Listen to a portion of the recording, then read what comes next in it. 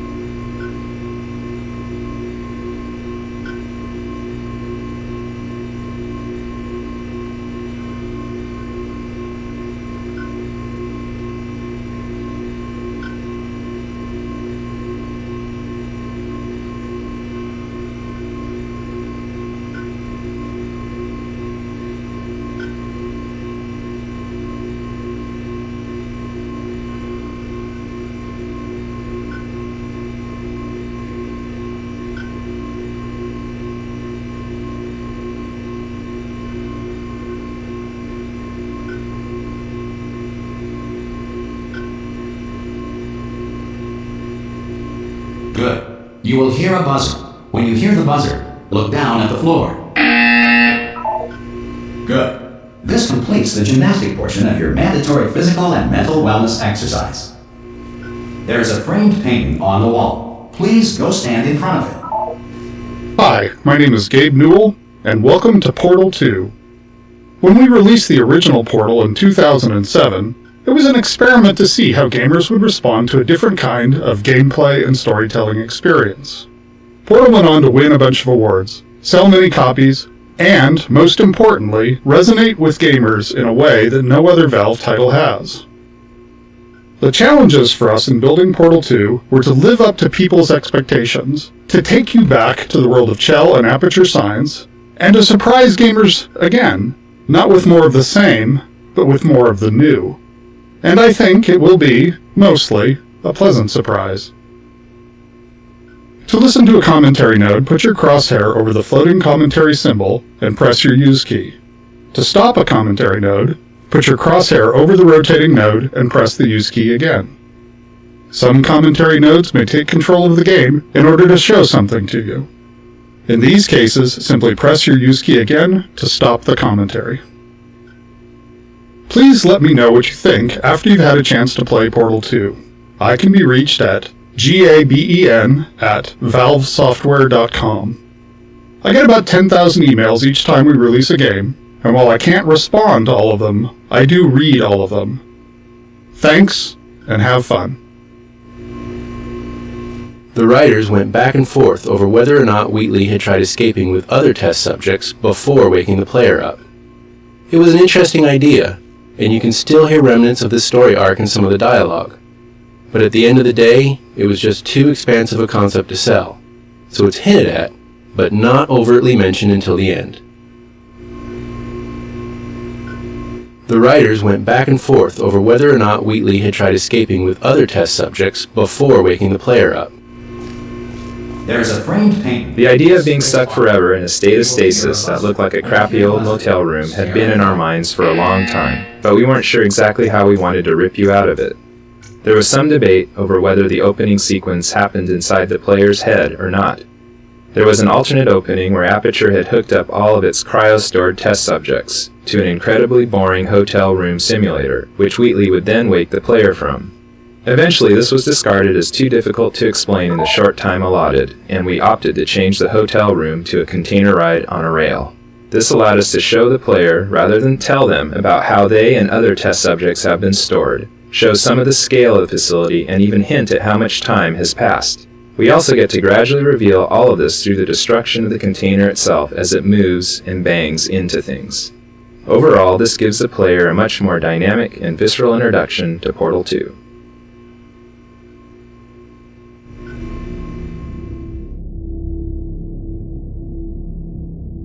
Good morning. You have been in suspension for 9999999.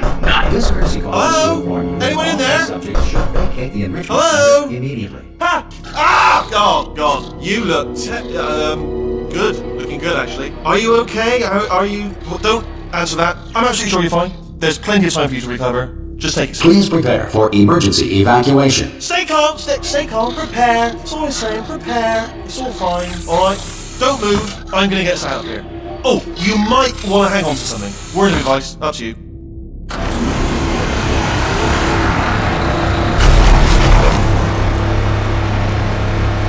You all right down there? Can you hear me? Hello?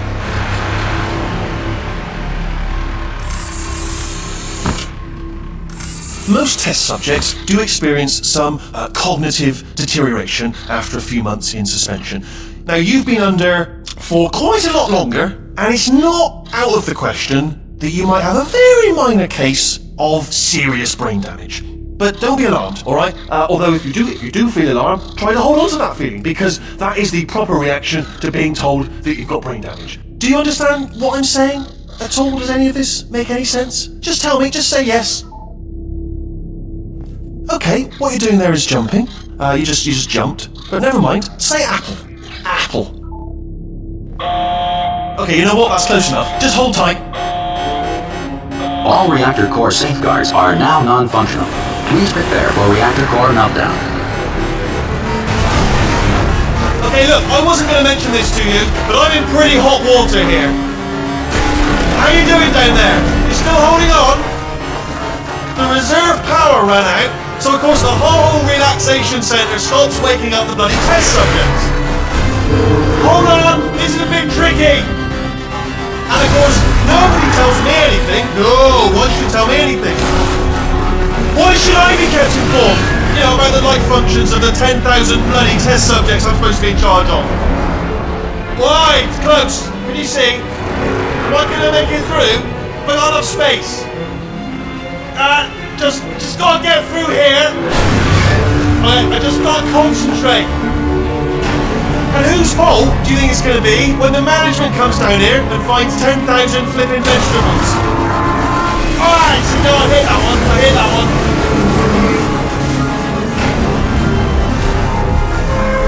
Okay, listen, we should get our storage straight, alright? If anyone asks, and no one's gonna ask, don't worry, but if anyone asks, tell them as far as you know, the last time you checked, everyone looked pretty much alive. Alright? Not dead. Okay, almost there. On the other side of that wall is one of the old testing tracks. There's a piece of equipment in there that we're gonna need to get out of here. I think this is a docking station. Get ready.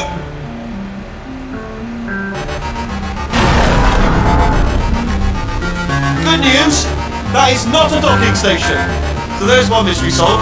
I'm going to attempt a manual override on this wall. Could get a bit technical. Hold on. Almost there. Remember, you're looking for a gun that makes holes. Not bullet holes. But don't worry, you'll figure it out. Seriously, do hold on this time.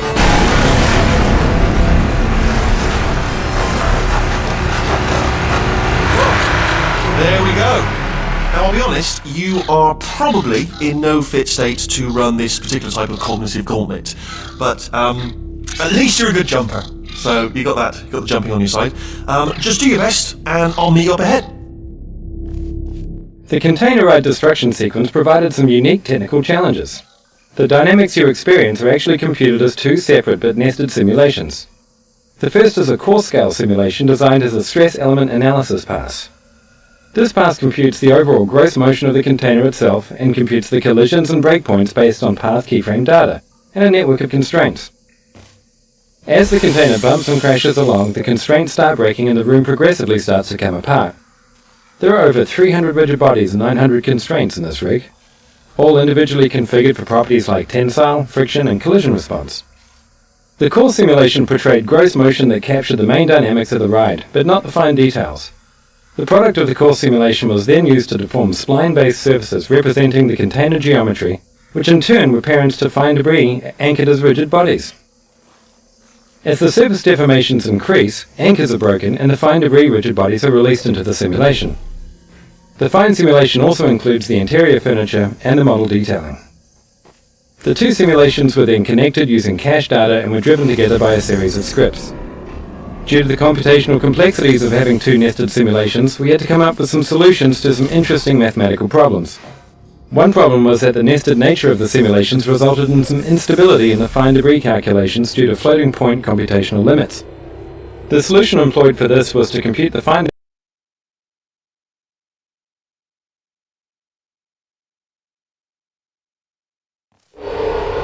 If you feel liquid running down your neck, relax, lie on your back, and apply immediate pressure to your temples. You are simply experiencing a rare reaction in This room is meant to teach players the fundamentals of portals, connecting them to two places in the world. As the blue portal moves around the world, the orange stays rooted. In the original portal, this room had these portals moving by themselves on a timer. This led to most people simply staring through their orange portal, waiting for the blue one to end up in the right place. We felt that altering this to make the players decide where the portals came out was more instructive, and meant that players who already knew how to use portals could solve this puzzle both quickly and with authority.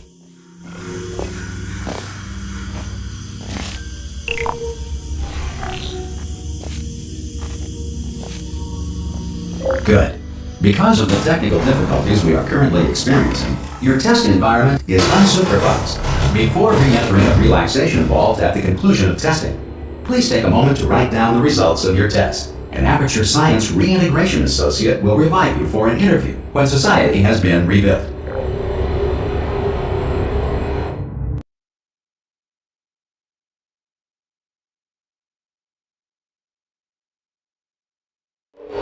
If the Earth is currently governed by a manner of animal king, sentient cloud, or other governing body that either refuses to or is incapable of listening to reason. Hey! You made it! There should be a portal device on that. Oh! Hello? Can you see the portal, Dad? Also, are you alive? We thought of making a whole new character for Portal 2, but we didn't want to lose the relationship between GLaDOS and Chill that began in Portal 1. Once we decided to stay with Chill, we wanted to improve her look, updating her leg springs and jumpsuit to have a more functional design. At the same time, we didn't want players to not recognize her, so we kept a lot of the iconic elements like the color orange. She has folded down her jumpsuit to show she has essentially rolled up her sleeves and shed some of the Aperture label. She is awake again to test, but stronger and more determined than ever.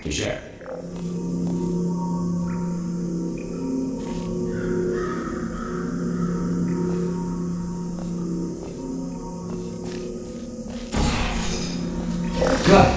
If you feel that a lethal military android has not respected your rights as detailed in the laws of robotics, please note it on your self-reporting form. A future Aperture Science Entitlement Associate will initiate the appropriate grievance filing paperwork.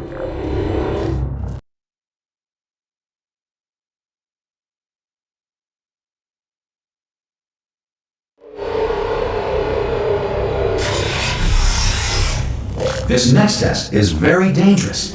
To help you remain tranquil in the face of almost certain death, smooth jazz will be deployed in 3, 2, 1. This map was one of the first of the older Portal maps that we beat up and decayed to bind the two games together.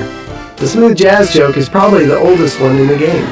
The team discovered through playtesting that smooth jazz was funny to all ages, genders, and cultures.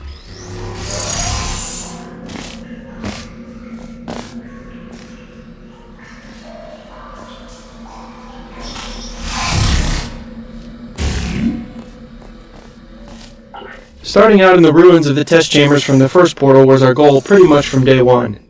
We wanted to give players a sense of nostalgia for what they had played, but also make it very clear that things had changed. Not only in a fictional sense, but in a graphical one as well. We needed to bridge the gap between the first game's simpler art assets and the much more complex look of Portal 2.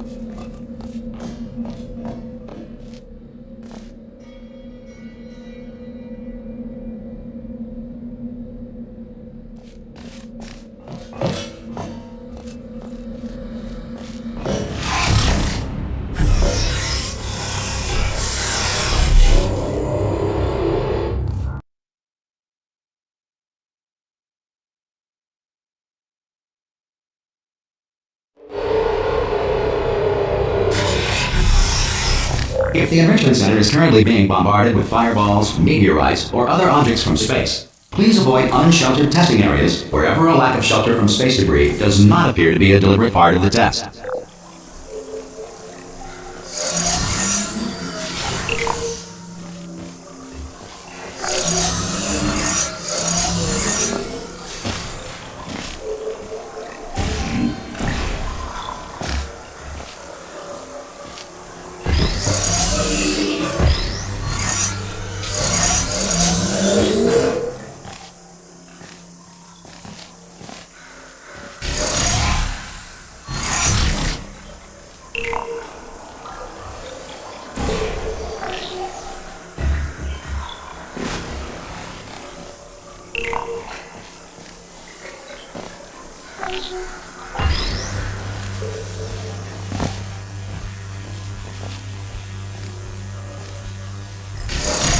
Well done. The Enrichment Center reminds you that although circumstances may appear bleak, You are not alone. All Aperture Science personality constructs will remain functional in apocalyptic, low-power environments of as few as 1.1 volts.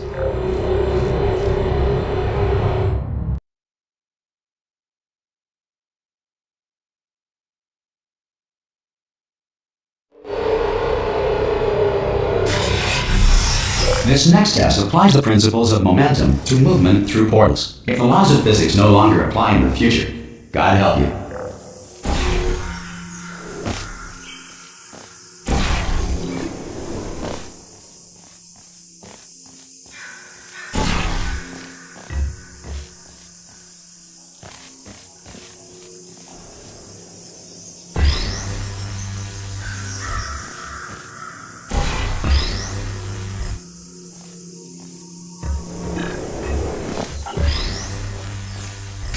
If you are a non-employee who has discovered... Much of the fun in Portal is based on the joy of the aha moment when you learn something new. Testing is the future. The game needs a very specific pacing to ensure these moments.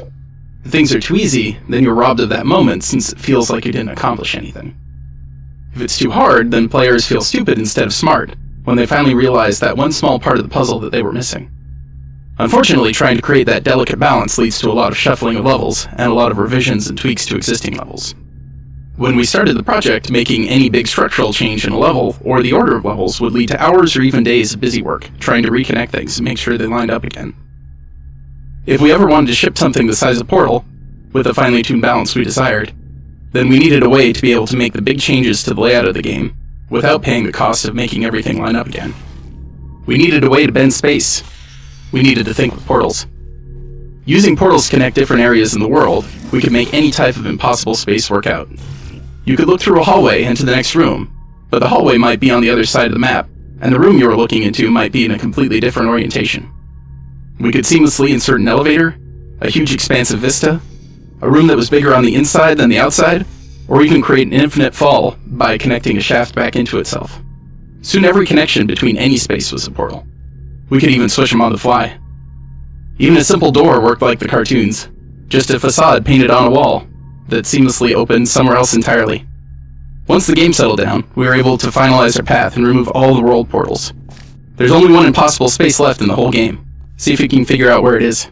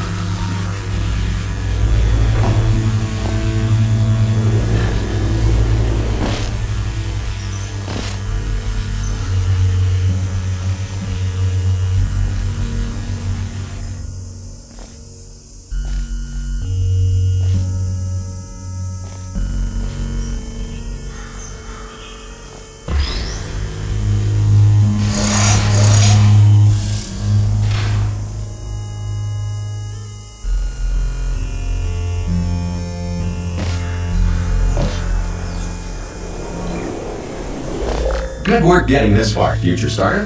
That said, if you are simple-minded, old, or irradiated in such a way that the future should not start with you, please return to your primitive tribe and send back someone better qualified for testing.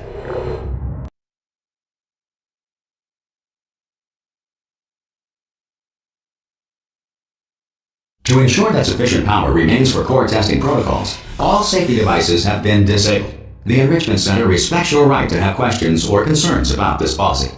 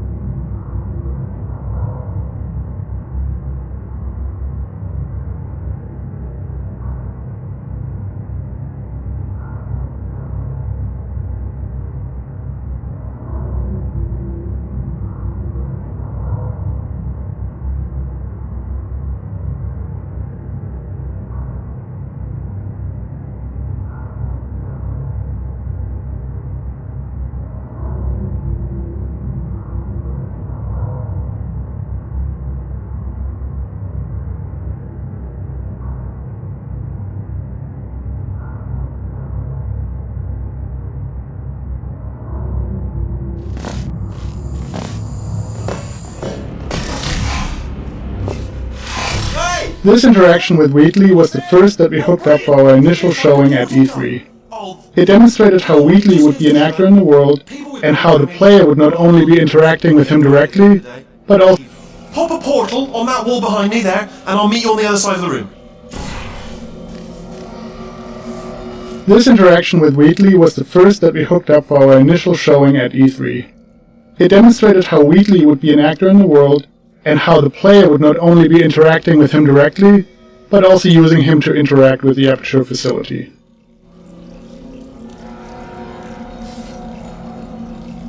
Come on through to the other side.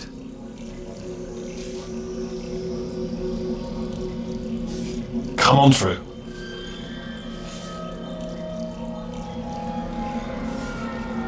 Come on through.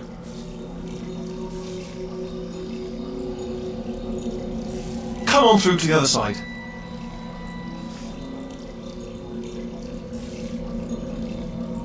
Come on through. Come on through.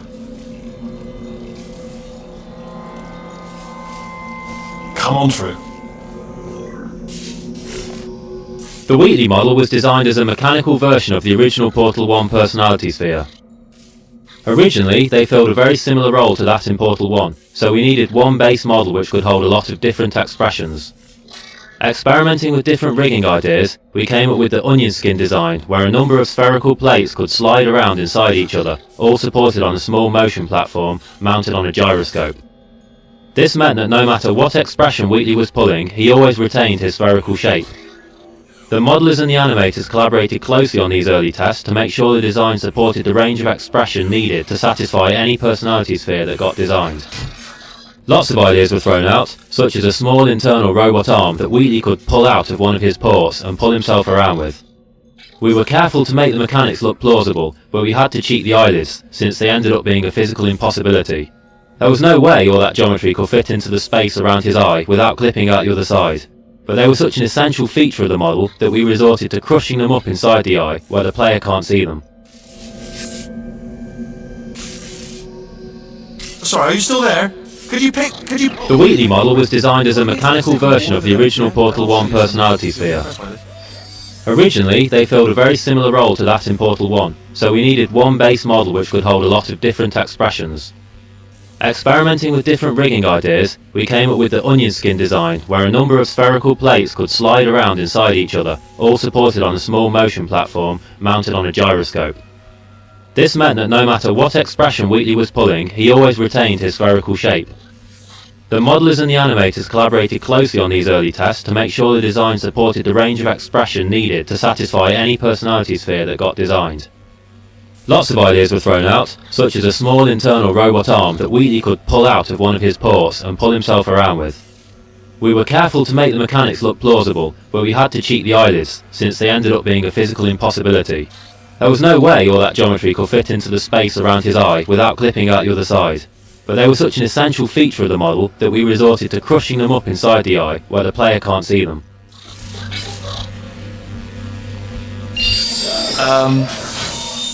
Yeah, I can't do it if you're watching. Seriously, I'm not joking. Could you just turn around for a second?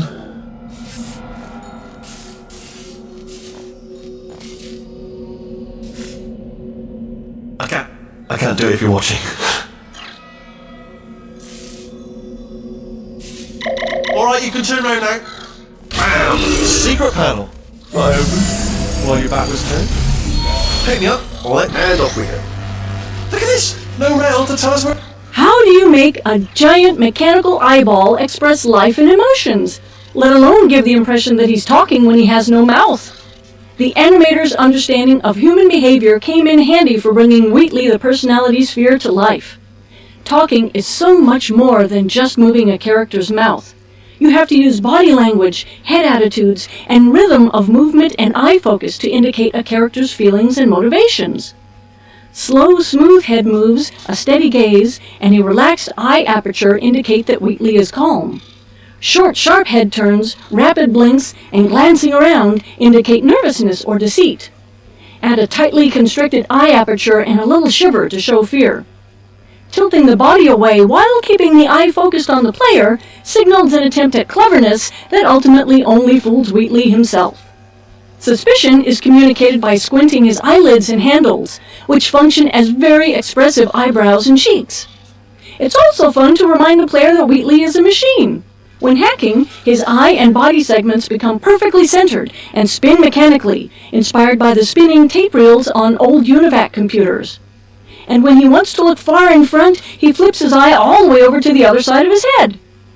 This animation approach, combined with the writing and vocals, makes Wheatley quite a unique and entertaining character. Part human, part machine, all eye, and no brain.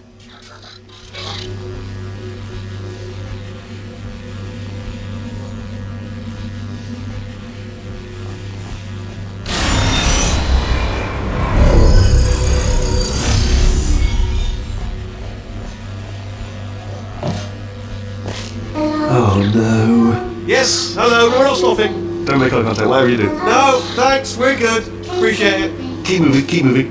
Hello. Hello. I'm different.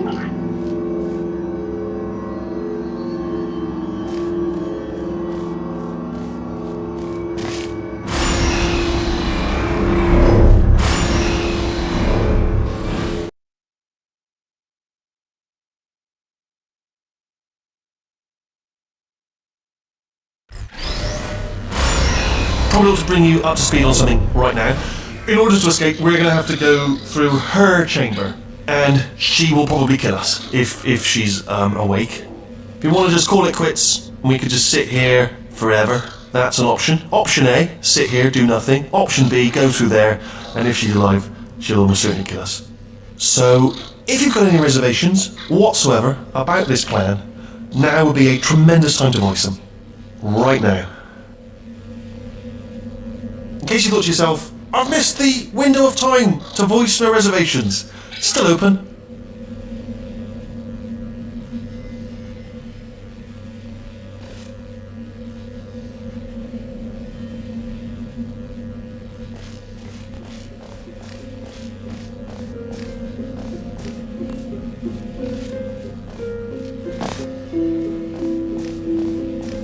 Okay, I'm going to name the cards on the table. I don't want to do it. I don't want to go in there. Don't go in there. She's off. She's off. Don't panic over. She's off. All fine. On we go.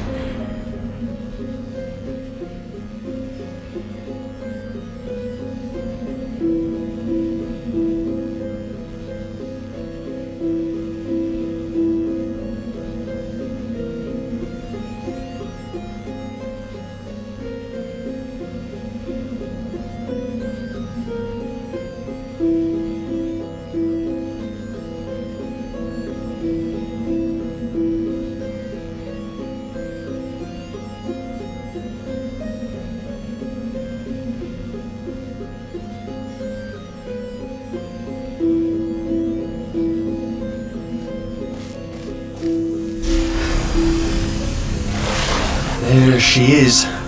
What a nasty piece of work she was, honestly. Like a proper maniac. Do you know who ended up taking her down in the end? You're not going to believe this. A human. I know. I wouldn't have believed either. Apparently this human escaped and nobody's seen him since. Then there was a sort of long chunk of time where absolutely nothing happened. And then there's us escaping now. So that's pretty much the whole story. You're up to speed. Don't touch me.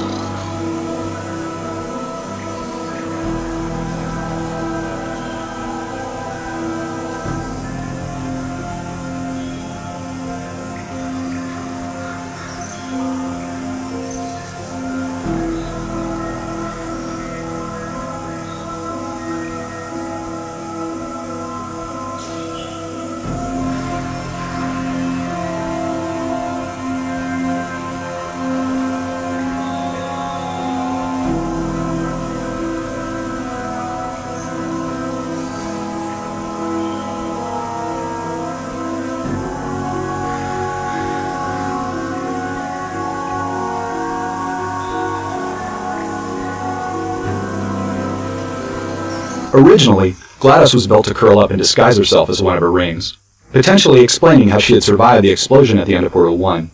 But this wasn't a very dramatic reveal, so we threw it out in favor of spreading her out over a greater distance. This also made her more recognizable as GLaDOS when you initially crossed the room. The actual wake-up animation was a combination of simulated animation with a layer of hand-keyed animation over the top. A two-stage model was created for this scene. The first stage had separate pieces and connecting cables that would be drawn together by running a physics simulation so that the pieces would interact with the environment. Physics simulations were also used to break apart the objects GLaDOS crashed into while she writhes around. At the point where GLaDOS rises free of contact with the ground, she switches instantaneously to a fully connected model with controls for hand-keyed animation. From this point, the animator enhanced GLaDOS's awakening by hand, choreographing the violent chaos of her re-emerging consciousness, while at the same time conveying the weight of a machine the size of an airliner. Once the hand-keyed animation was done, a final simulation pass was run to animate the cables and dangling parts of GLaDOS's body. The scene was produced very rapidly for an E3 deadline, and a traditional rig for the sequence was never fully realized. This made it difficult when we extended the sequence after E3 to add further animation, but we accomplished it by bearing in mind that GLaDOS herself is pretty broken at this point. The last part of the sequence requires the player to lose control of their view while being immobilized by a giant mechanical pincher. Once the controlled camera takes over, a careful alignment and time synchronization was required to make all the hand-animated models and camera interact with each other.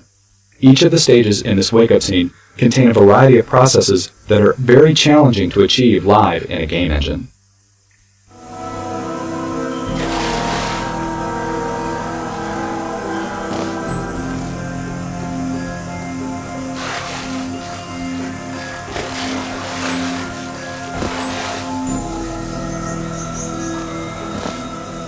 Okay, down these stairs. Jump! Actually, look at it, that's quite a distance, isn't it? Ah! Oh, still held! Still being held. That's a great job. You've applied the grit, we're all fine. That's tremendous. Ah! I just looked down. I do not recommend it. Ah! I've just done it again. This is the main breaker room. Let's go in. Look for a switch that says escape pod. Alright, don't touch anything else. Not interested in anything else. Don't touch anything else. Don't even look at anything else. Just, well, obviously you've got to look at everything else to find the escape pod. But as soon as you look at something that doesn't say escape pod, look at something else. Look at the next thing. Alright, but don't touch anything else or look at anything. Well, look at other things, but don't. You understand. Can you see it anywhere? I can't see it anywhere. Tell you what, plug me in and I'll turn the lights on. Let there be light. That's, God. Just quoting God. Oh, look at that! Turning. Ominous. But probably fine, as long as it doesn't start, moving up. Now. Escape pod. It's moving up. Okay, no, don't worry. I've got it. This should slow it down. No, makes it go faster. Uh-oh. Power up initiated. Okay, don't panic! Alright, stop panicking. I can still stop this. Oh, there's a password. Okay, it's fine. I'll just not a problem. A.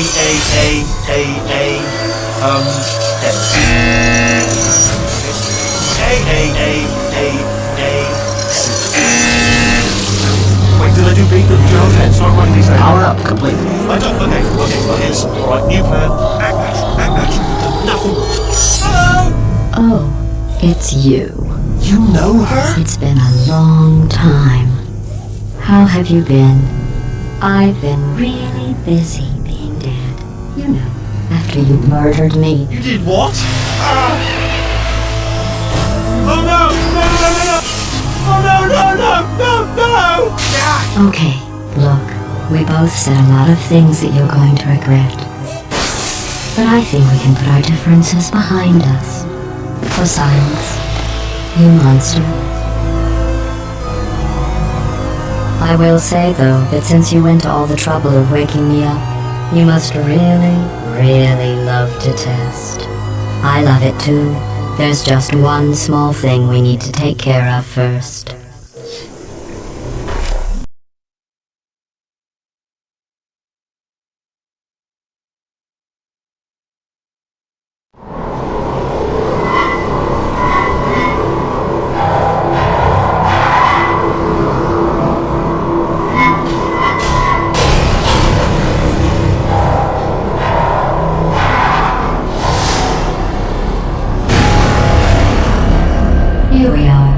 The incinerator room. Be careful not to trip over any parts of me that didn't get completely burned when you threw them down here. The dual portal device should be around here somewhere. Once you find it, we can start testing, just like old times.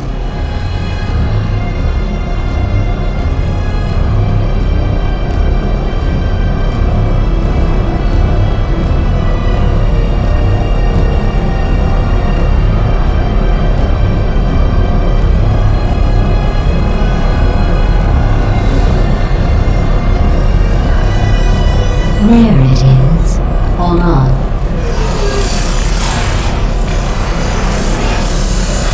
There.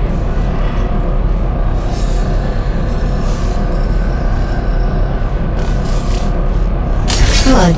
You have a dual portal device. There should be a way back to the testing area up ahead. Once testing starts, I'm required by protocol to keep interaction with you to a minimum. Luckily, we haven't started testing yet. This will be our only chance to talk.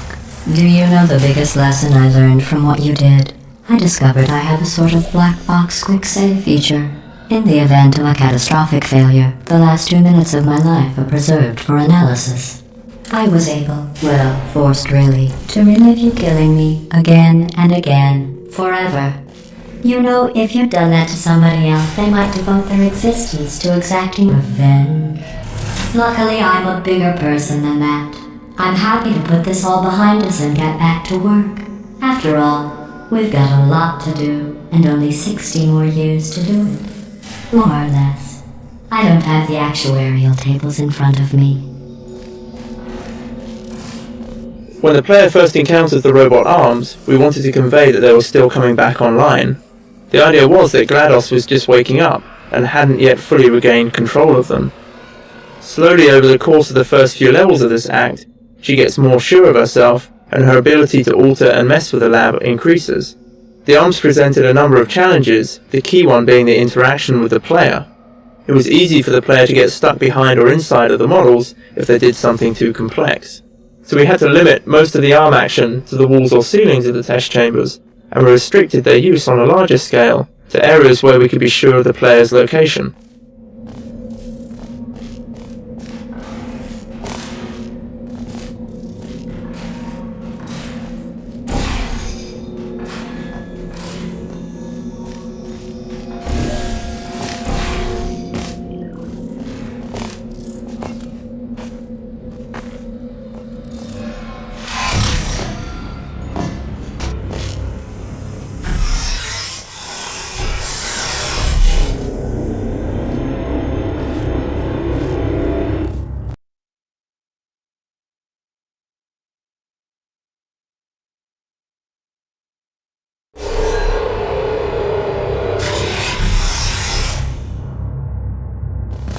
Sorry about the mess. I've really let the place go since you killed me.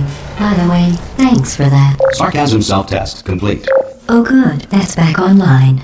I'll start getting everything else working while you perform this first, simple test, which involves deadly lasers and how test subjects react when locked in a room with deadly lasers.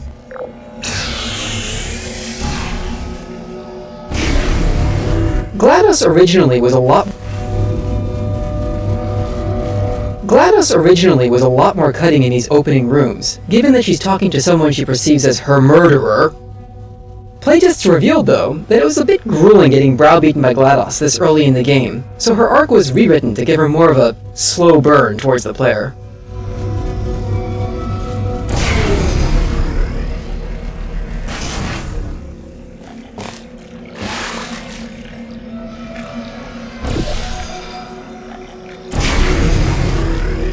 Not bad.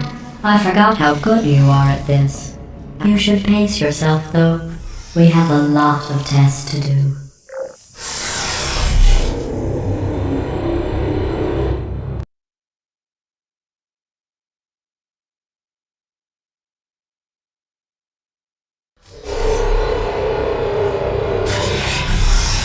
This next test involves discouragement redirection cubes. I just finished building them before you had your, well, episode. So now we'll both get to see how they work. There should be one in the corner.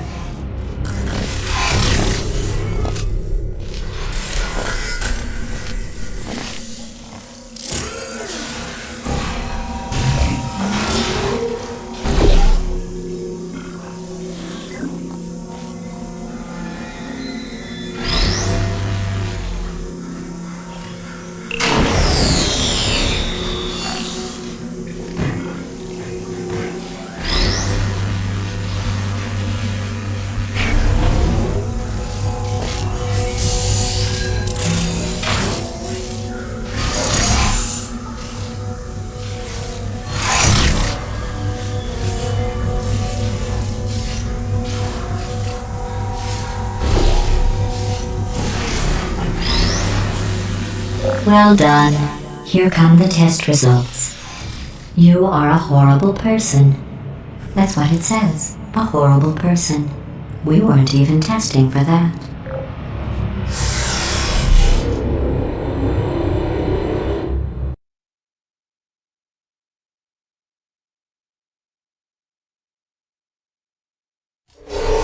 Don't let that horrible person thing discourage you. It's just a data point. If it makes you feel any better, science has now validated your birth mother's decision to abandon you on a doorstep.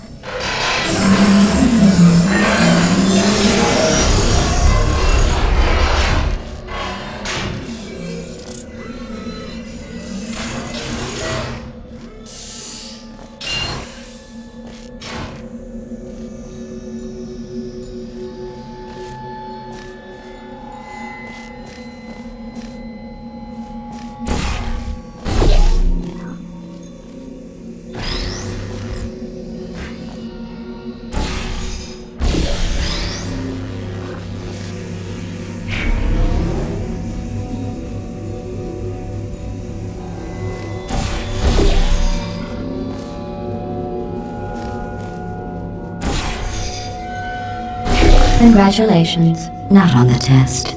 Most people emerge from suspension terribly undernourished. I want to congratulate you on beating the odds and somehow managing to pack on a few pounds.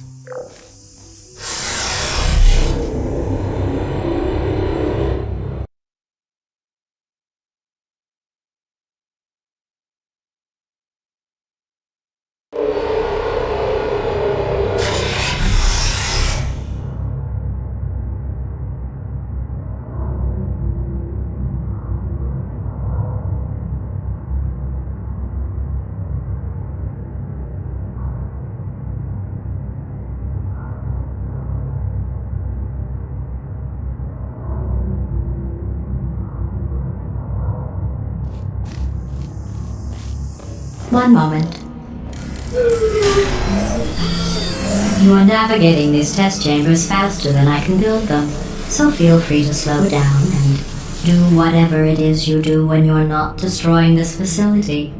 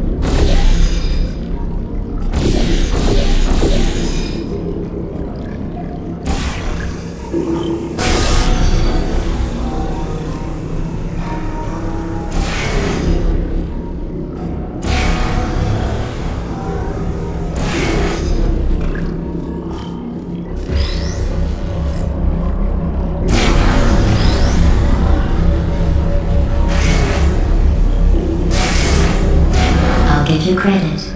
I guess you are listening to me. But for the record, you don't have to go that slowly. Waddle over to the elevator and we'll continue the testing.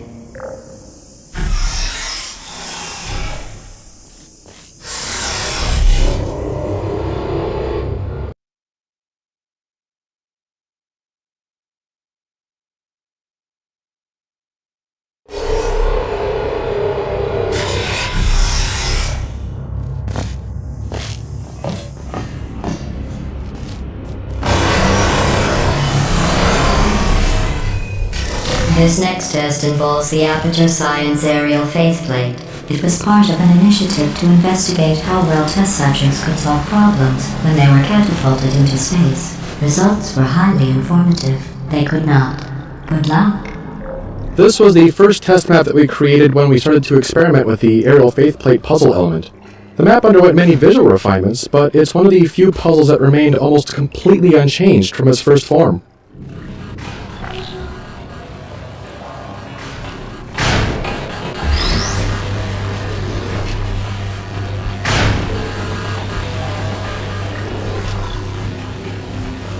Here's an interesting fact. You're not breathing real air.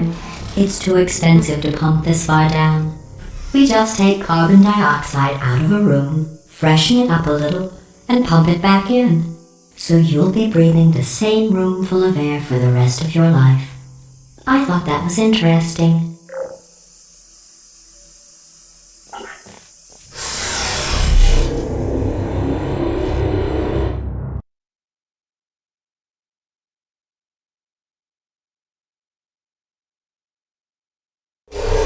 Let's see what the next test is. Oh, advanced aerial faceplates. Well, have fun soaring through the air without a care in the world. I have to go to the wing that was made entirely of glass and pick up 15 acres of broken glass. By myself. The catapult trajectory lines seen here allow us to visualize where the catapult will deliver a player or a physics object. We can differentiate the speed and trajectory for players and other objects. The yellow lines are for physics objects, and green is the player's trajectory. Sometimes we need to have a different value to accommodate the shape of the object being catapulted. What works for the player may not work for an object, and vice versa. For instance, it was common for a box to make it to a ledge while the player would smack into the side, and then fall down into the slime. The visualization tools helped us debug these types of problems.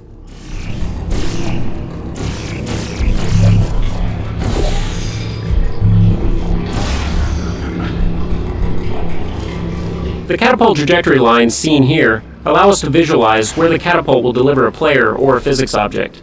We can differentiate the speed and trajectory for players and other objects. The yellow lines are for physics objects, and green is the player's trajectory.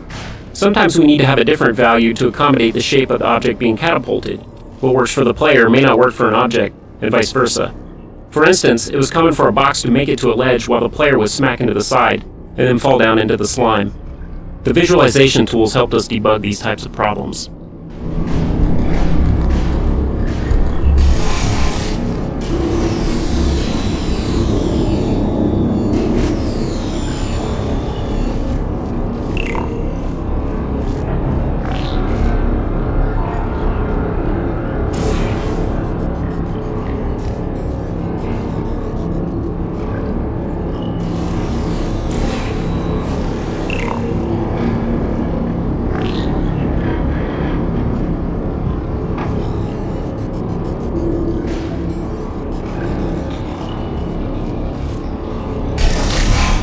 Remember before when I was talking about smelly garbage standing around being useless? That was a metaphor. I was actually talking about you. And I'm sorry. You didn't react at the time, so I was worried it sailed right over your head, which would have made this apology seem insane. That's why I had to call you garbage a second time just now.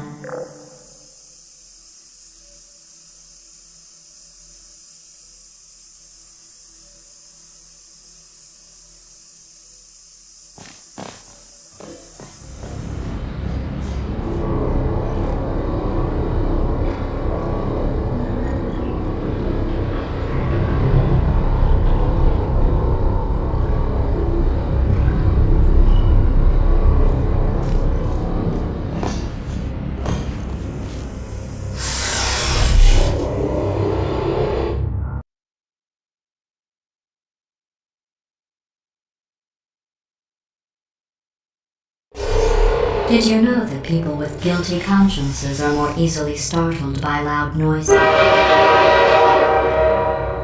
I'm sorry, I don't know why that went off. Anyway, just an interesting science fact.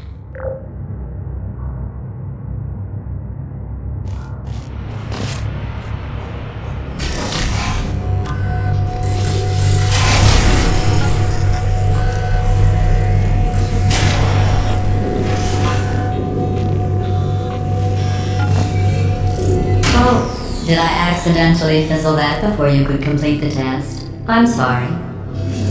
Go ahead and grab another one. Oh, no. I fizzled that one too. Oh well. We have warehouses full of the things. Absolutely worthless. I'm happy to get rid of them.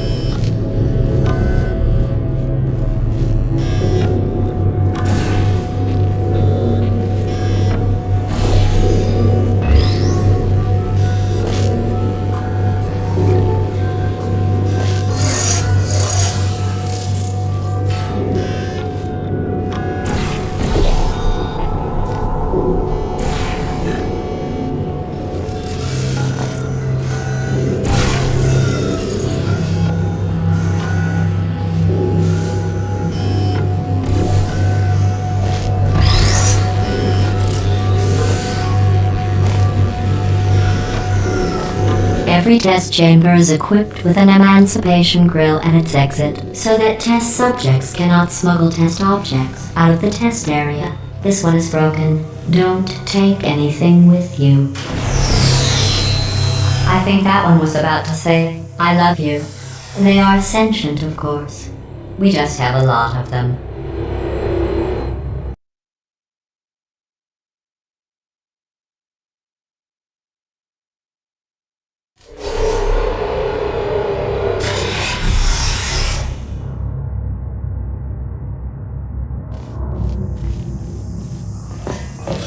This next test involves emancipation grid. We needed a puzzle that would demonstrate the different effects that the fizzler has on the game. This map was consistently the one that most of our playtesters would get stuck on, and we tried various things to make the puzzle easier to understand. Originally, this room had 2 fizzlers in it and was divided up into 3 distinct areas. This proved to be too complicated and almost none of our playtesters could solve the puzzle. We removed the second fizzler and simplified the layout of the room quite a bit, but most of our playtesters were still getting stuck on it. We identified the problem to be the space above the fizzler.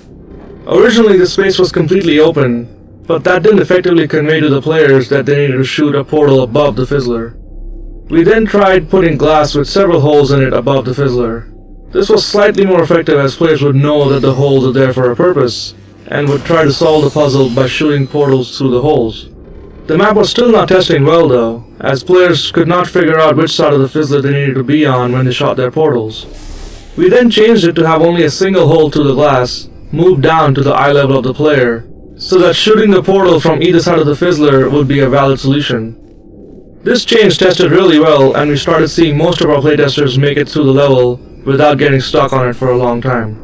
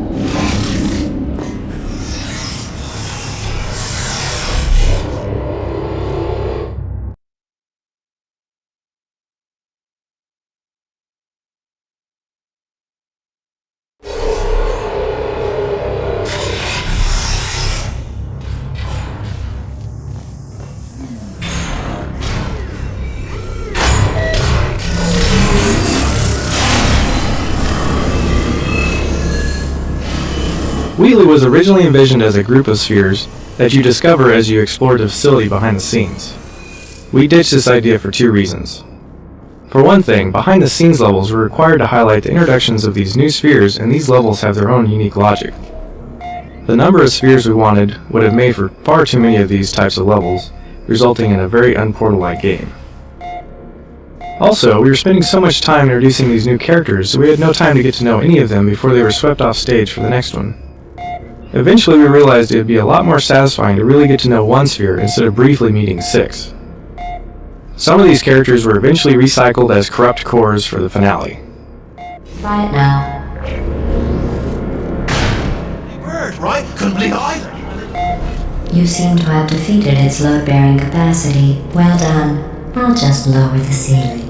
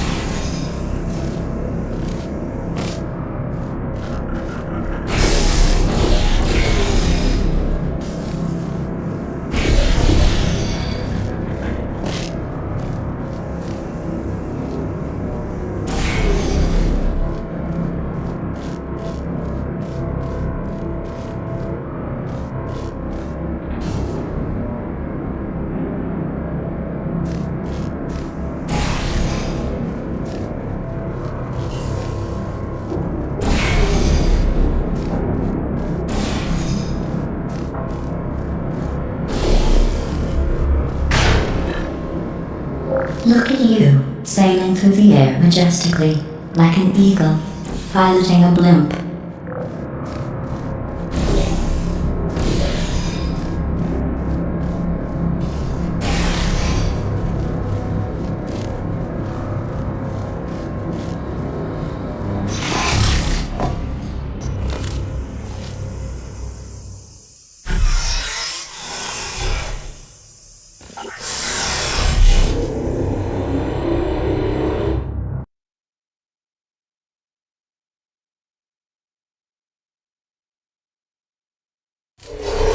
Enjoy this next test. I'm going to go to the surface.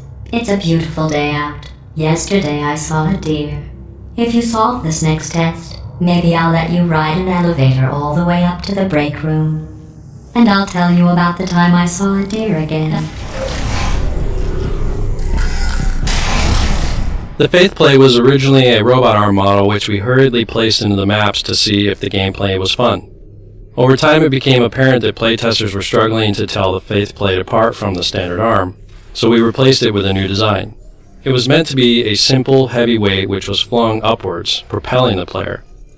The length is meant to imply a direction, so the player knows the intended flight path before they step onto it. We experimented with footmarks and tread plates on the design, but it quickly became confusingly busy, so we kept the design simple.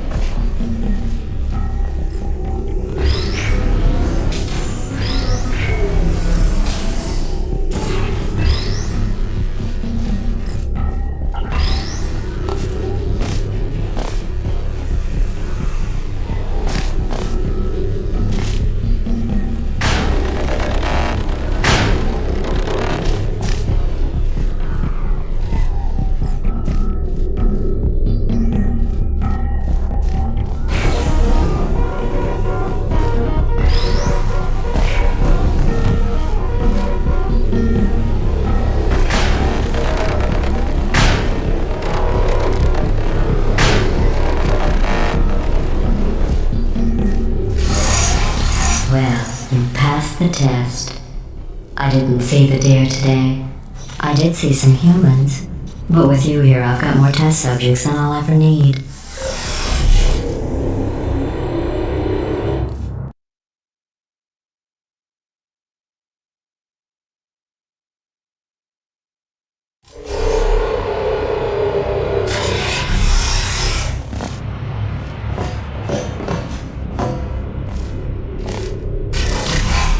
These bridges are made from natural light that I pump in from the surface.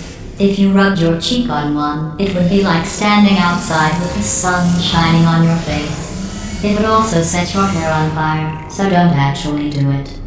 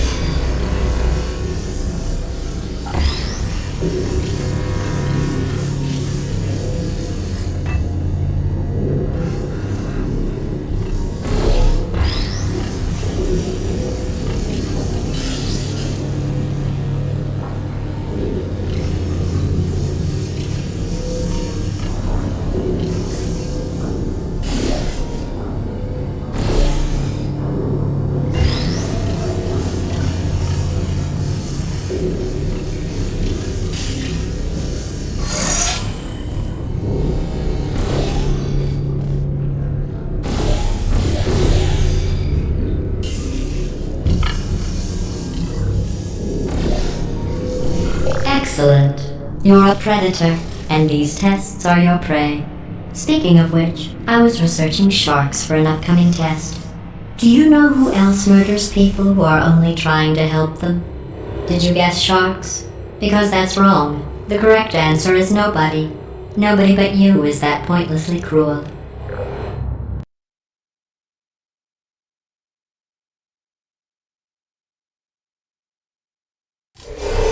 Good news. I figured out what to do with all the money I save recycling your one room full of air. When you die, I'm going to laminate your skeleton and pose you in the lobby. That way future generations can learn from you how not to have your unfortunate bone structure. Perfect. The door's malfunctioning. I guess somebody's going to have to repair that too. No, don't get up. I'll be right back. Don't touch anything. Hey! Up here! I found some bird eggs up here. Just dropped me to the door mechanism. Shut it right down. Like, bird!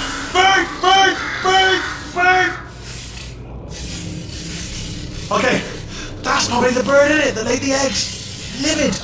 Okay, look, the point is, we're gonna break out of here, alright? Very soon, I promise. I just have to figure out how to break us out of here.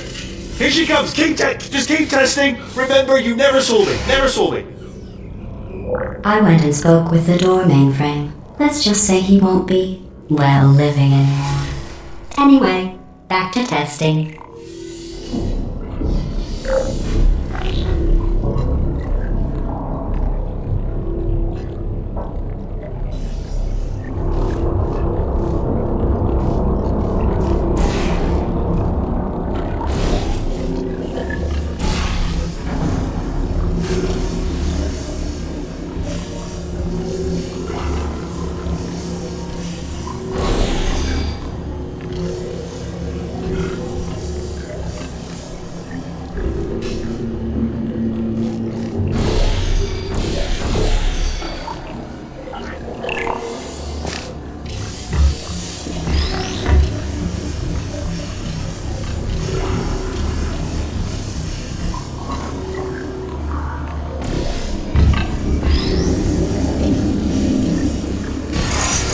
Well done. In fact, you did so well, I'm going to note this on your file.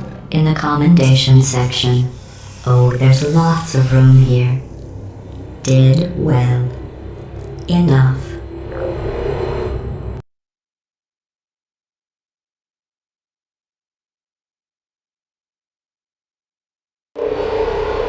This next test involves turrets. You remember them, right? They're the pale spherical things that are full of bullets. Oh wait, that's you in 5 seconds. Good luck.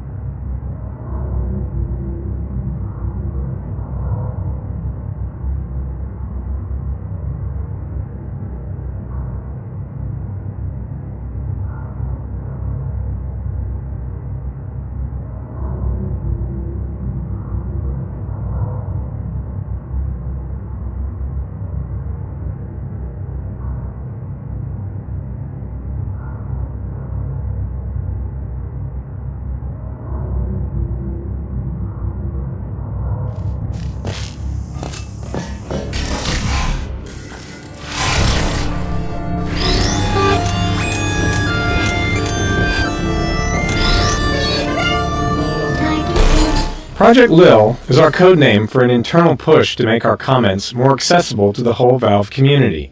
It was pointed out to us in mail from a fan, that in some of our previous commentary, the designers referred unfailingly to the gamer as a he. Although in natural speech, most of us normally tend to say they and their, rather than he and his, some stuffy, overactive minion of the grammar police went through and revised all those usages to make them conform to an oppressive gender-biased rule. However, research shows that they and their is a perfectly acceptable and even older form, and we're happy to fall back on it and let people talk the way they normally talk, and screw the so-called rules that alienate our fans. Thanks, Lil.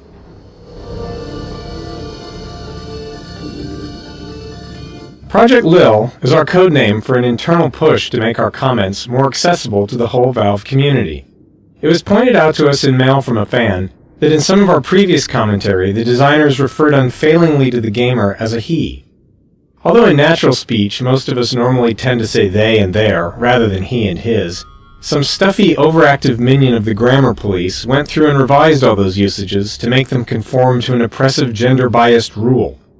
However, research shows that they and their is a perfectly acceptable and even older form, and we're happy to fall back on it and let people talk the way they normally talk, and screw the so-called rules that alienate our fans. Thanks, Lil.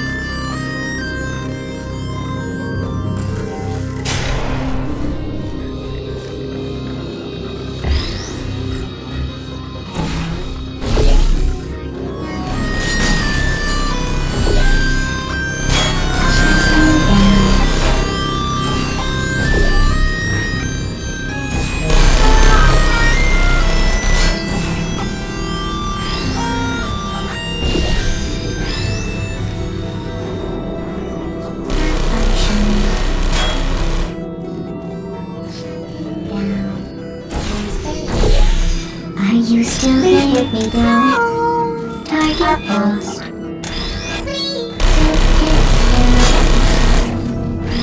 Activated. Searching. Malfunction.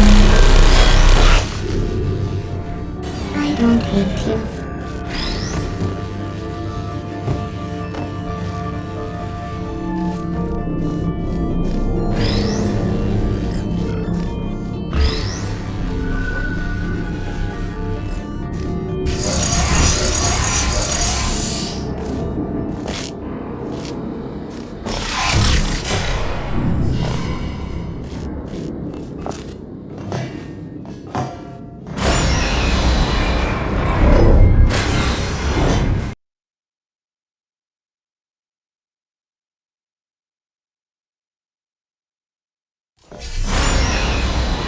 To maintain a constant testing cycle, I simulate daylight at all hours and add adrenal vapor to your oxygen supply.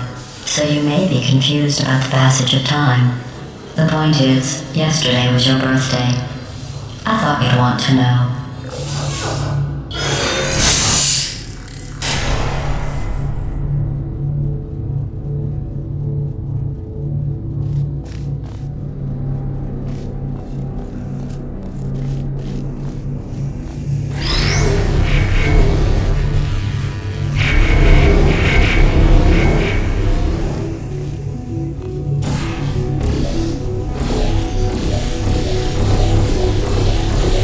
You know how I'm going to live forever, but you're going to be dead in 60 years? Well, I've been working on a belated birthday present for you. Well, more of a belated birthday medical procedure. Well, technically, it's a medical experiment. What's important is it's a present.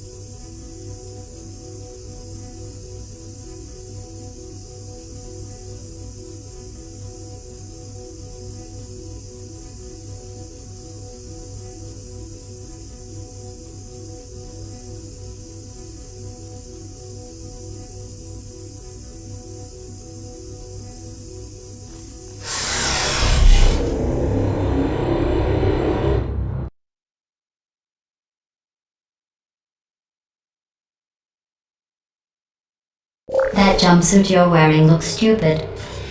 That's not me talking. It's right here in your file. On other people it looks fine. But right here a scientist has noted that on you it looks stupid. Well, what does a neck-bearded old engineer know about fashion? He probably... Oh, wait, it's a she. Still, what does she know? Oh wait, it says she has a medical degree. In fashion. From France.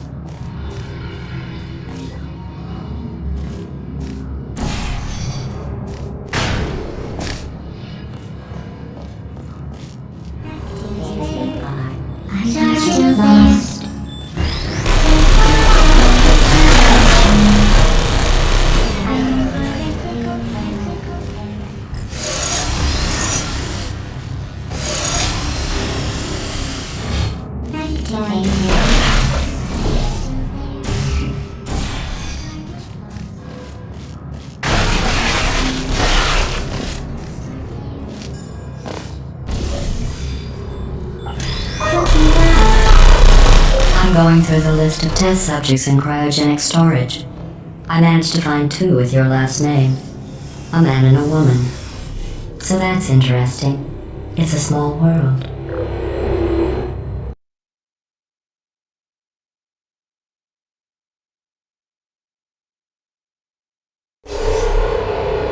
I have a surprise waiting for you after this next test.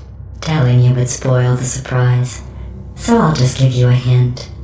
It involves meeting 2 people you haven't seen in a long time. With vacuum tubes such a big part of Portal 2, we designed the new elevators to work within them.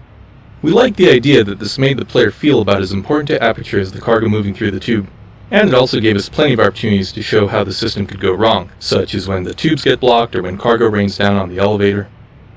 The videos began as attempts to visualize some of GLaDOS' dialogue, but they evolved into a means of relaying information about the larger world of Aperture.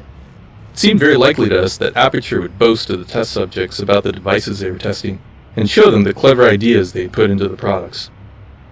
The videos also served as a reward for completing the test chambers, and a way to make the elevators visually different from one another to prevent repetition.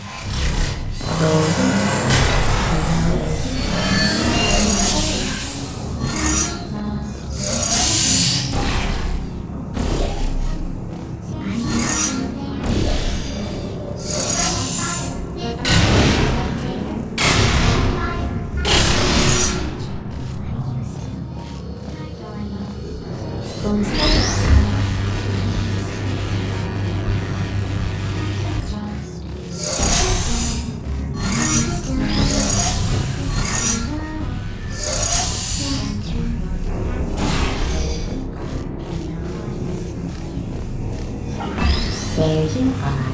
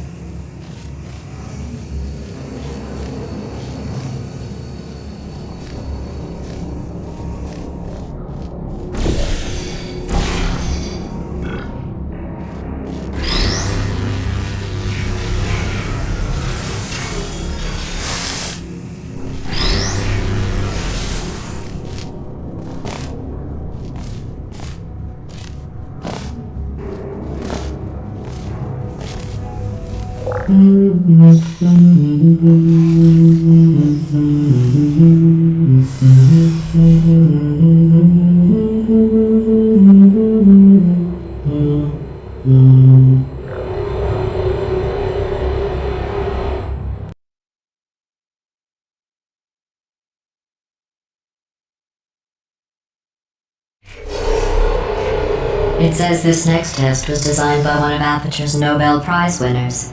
It doesn't say what the prize was for. Well, I know it wasn't for being immune to neurotoxin.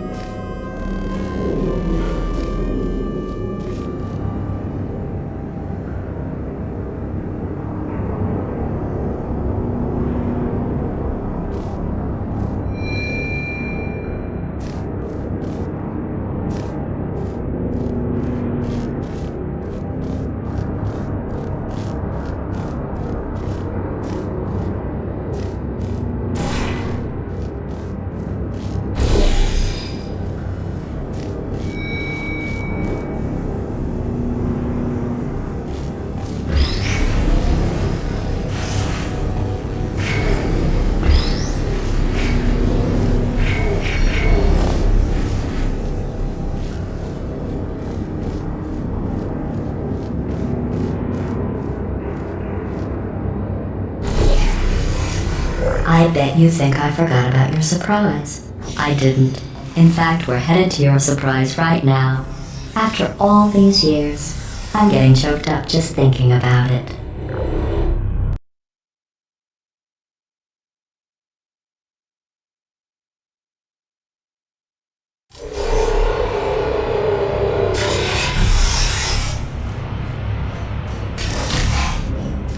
Initiating surprise in 3, 2, 1. I made it all up. Surprise.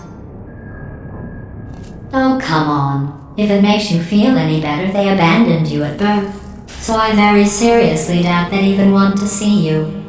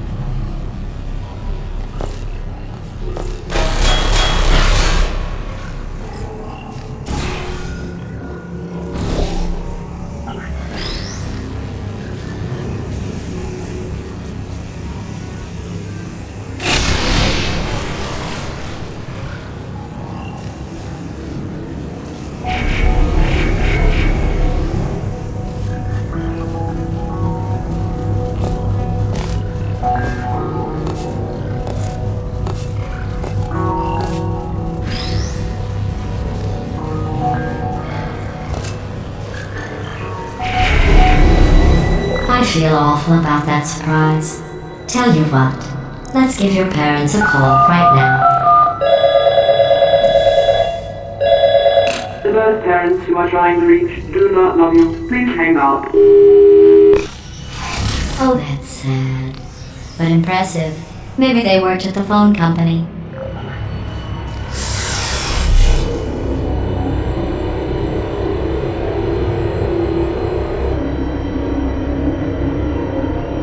Hey, how's it going? I taught my way onto the old nanobot work crew rebuilding this shaft. They are really small. So, I know, Jerry! No, I'm on a break, mate. On a break. Ah! Just hang in there for 5 more...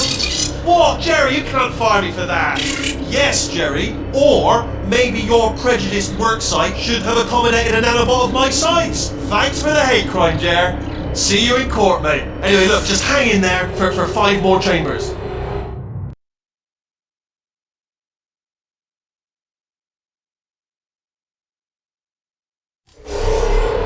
Well, you know the old formula. Comedy equals tragedy plus time. And you have been asleep for a while, so I guess it's actually pretty funny when you do the math.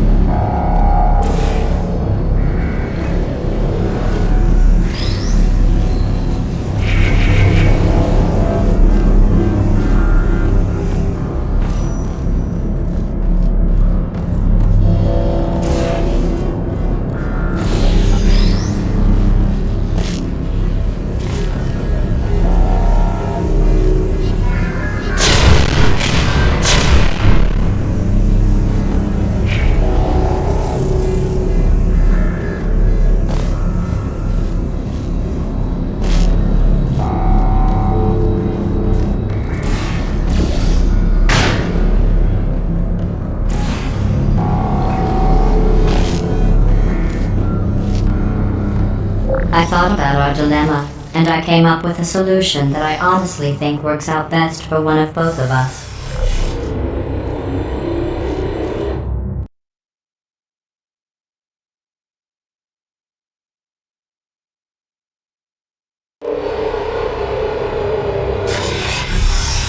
Federal regulations require me to warn you that this next test chamber is looking pretty good.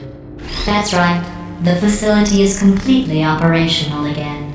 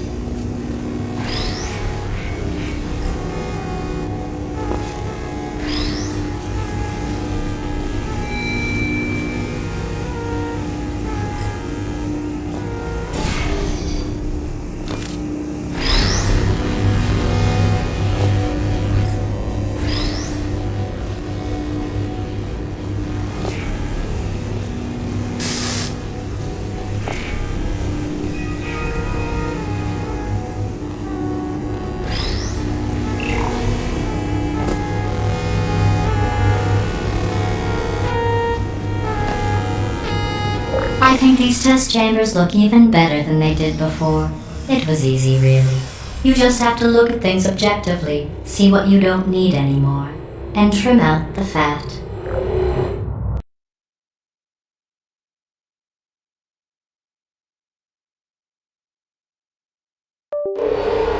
I've got a surprise for you after this next test. Not a fake, tragic surprise like last time.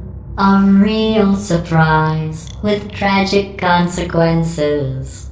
And real confetti this time. The good stuff. Our last bag. Part of me's going to miss it. But at the end of the day, it was just taking up space.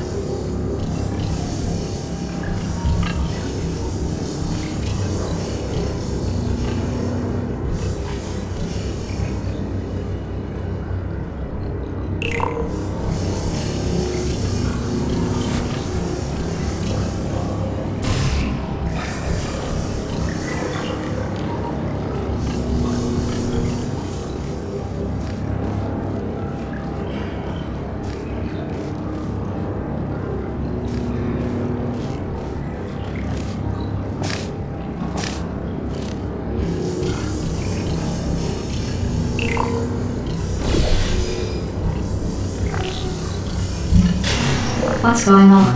Who turned off the lights? Hey, buddy! I'm speaking in an accent that is... The breakout sequence here was originally a lot longer, involving Wheatley talking to you in a horrible American accent, assuming GLaDOS can't hear him. Simultaneously, we'd have GLaDOS commenting on the entire ridiculous exchange because of course she can hear him. When we playtested the concept, every player made a beeline for the opening, so we either had to ditch all the dialogue or figure out a reason for the player to stand around for 5 minutes, even though they could escape at any time. We ditched the dialogue. Run, for goodness sake! Run! Come on, I'm closing the door! Okay, quick recap. We are escaping. Alright, that's what's happening now, we're escaping. So you're doing great, just keep running. Quick word about the future plans that I've got in store. We're going to shut down her turret production line, alright? Turn off her neurotoxin and then do questions. Again though, for the moment, run! Come on, come on, come on! The irony is you were almost at the last test. Here it is. Why don't you just do it? Trust me, it's an easier way out than whatever asinine plan your friend came up with. Oh, what? How stupid does she think we are? Oh!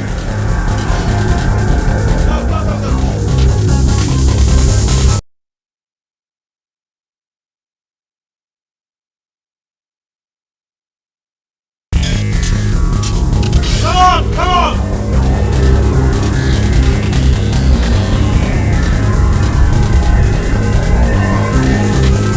Ah! What's going on in there? Can you get out? Oh, you're a good one. It's a bit late. That's a good one. Probably doesn't help in this voice, but I have seen one. You're okay? Great, come on. This way, this way.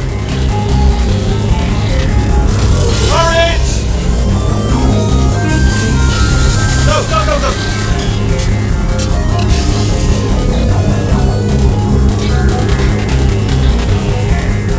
There's the exit! We're almost out of here! Bring the whole place back! Hurry! Hurry! This way! Hurry! This way! In the net! In the net! Made it! I'll be from the outside!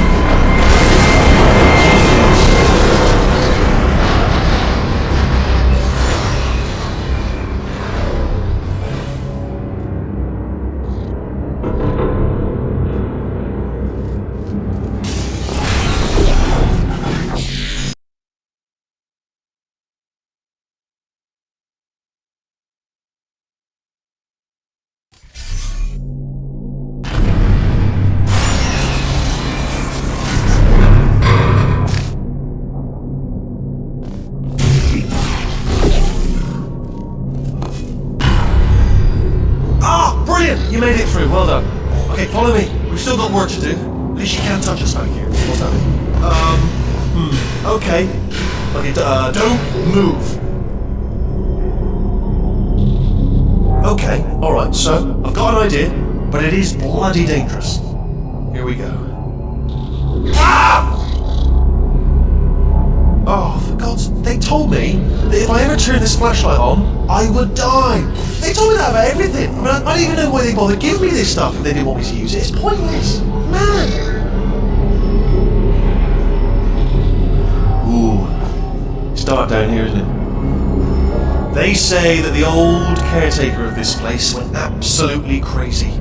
Chopped up his entire staff of robots. All of them robots. They say at night you can still hear the screams of their replicas. All of them functionally indistinguishable from the originals. No memory of the incident. Nobody knows what they're screaming about. Absolutely terrifying. Though obviously not paranormal in any meaningful way. Okay, this looks dangerous. I'll hold the light steady. Oh, nicely done.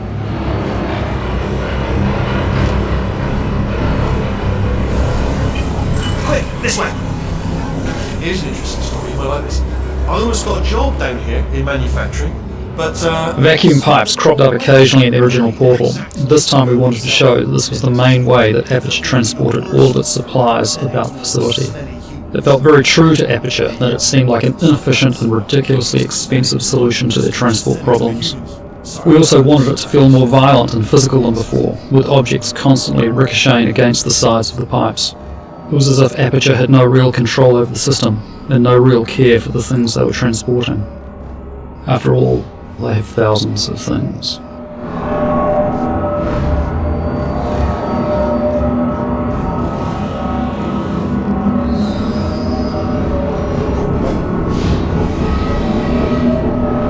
okay, we have to split up here for a moment.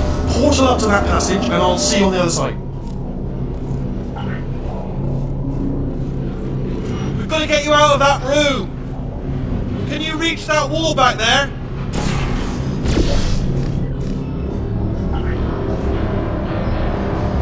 Okay, there's another wall over here.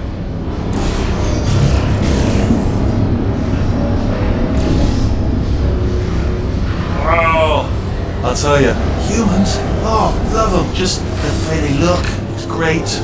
and they're... We felt that most players of Portal, ourselves included, wanted more opportunities to look behind the scenes of Aperture, and not only into deserted crawl spaces, but into the vital heart of the factory. The turret factory was a way for us to satisfy this desire, while also answering the nagging question of where all the stuff in the facility came from. Because we constantly allude to the turret creation process throughout the game, it is satisfying from a story standpoint to finally stand before the machine you've been hearing about.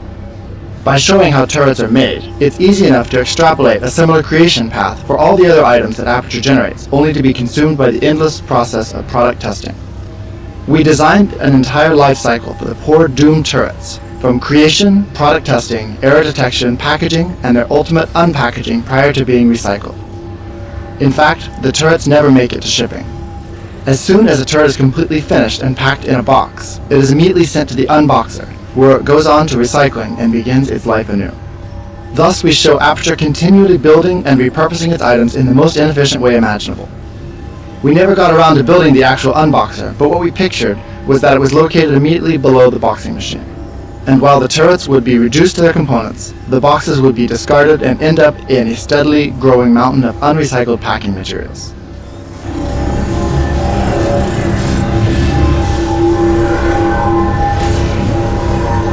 Right, well, I'm going to take this rail down the back way. See you at the ball, good luck, be careful!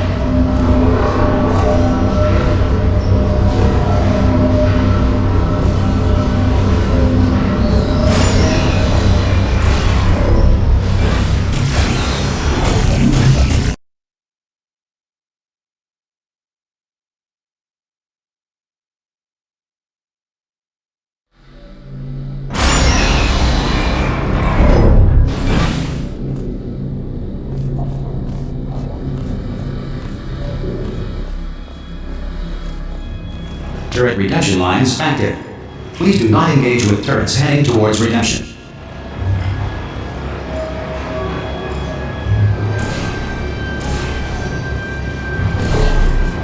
Turret redemption lines are not rides. Please exit the turret redemption line.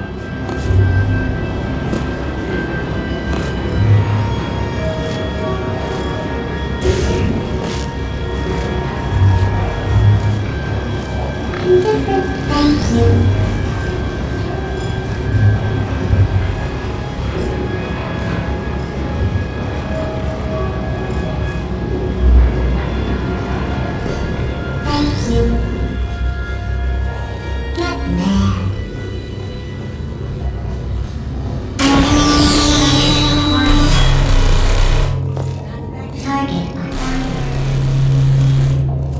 Watch and learn, everybody. Watch and learn. What did I hit? Target acquired. Yeah, that's right. Target acquired.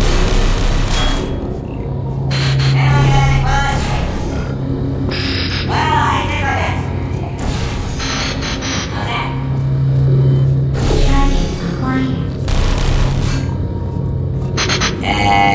No bullets. Sorry. Target acquired.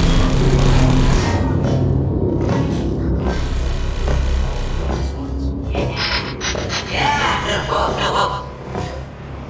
Template. Response. Template. Response. Template. Response. Yeah, let's do this. Oh, thank God. You saved my bacon, pal. Here we go. Is this a jailbreak? Can't say a thing. Template. Response. Oh, brilliant, you made it through, well done. Follow me, you're going to love this. Response. Almost there. Ta-da! Only the turret control center. Thank you very much. Here, come and have a look out the window. Good. See that scanner out there? Right. It's deciding which turrets to keep and which to toss, and it's using that master turret there as a template. Now, if we pull out the template turret, it'll shut down the whole production line. Right, I'm gonna have to hack the door so that we can get at it. Technical, you'll need to turn around while I do. Response. Done! Hacked. Okay, go on, just pull that turret out. Response. I can't see a thing. Just have it. Better open fire. Yeah. Response. Yeah, let's do this. Template. Well, that should do it. Yeah. Oh, brilliant! That's brilliant. New template accepted. If we're lucky, she won't find out all her turrets are crap until it's too late. Classic. Okay, keep your eye on the turret line. I'm gonna go and hack the door open. Really? Okay, I'm about to start hacking. It's a little bit more complicated than it looked from your side. It should take about 10 minutes. Keep one eye on the door. This door's actually pretty complicated. How long's the door been open? I mean, was there any sort of announcement before it opened, like a buzzer or an alarm of some kind, or like a hacker alert? I mean, you know, fair enough. The important thing is it's open, but just mention in the future, cough or something. All right, now she can't use her turrets, so let's go and take care of that neurotoxin generator as well.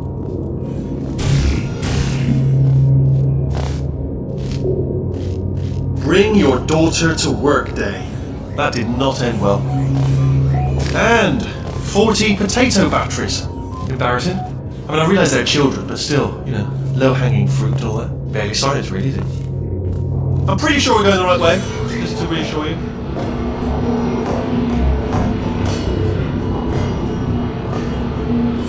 Don't worry, I'm absolutely guaranteeing you 100% that it's this way. No, it's not this way. Okay, let's try this way.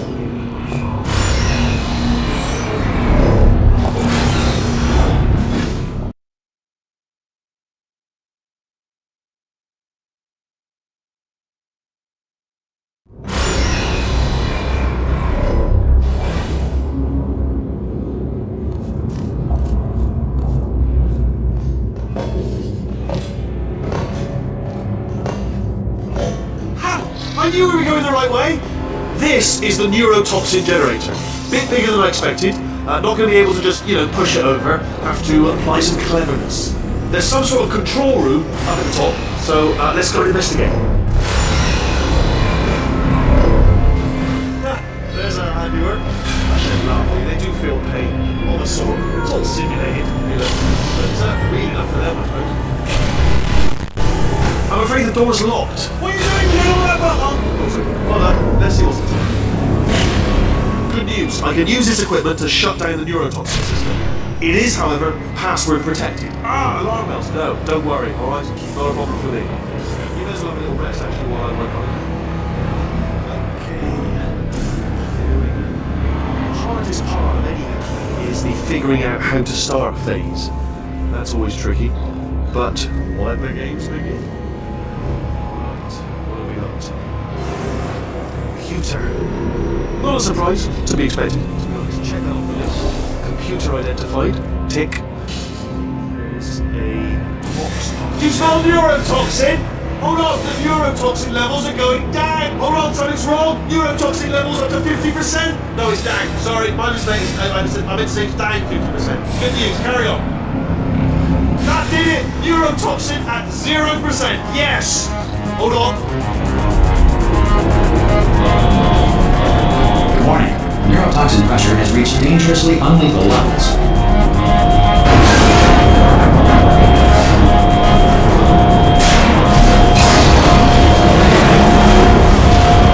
The tube's broken! We can run it straight to her! I can't! Hold on! Come on! Come on, we have to go! Hurry! Get in! Hurry! Get in!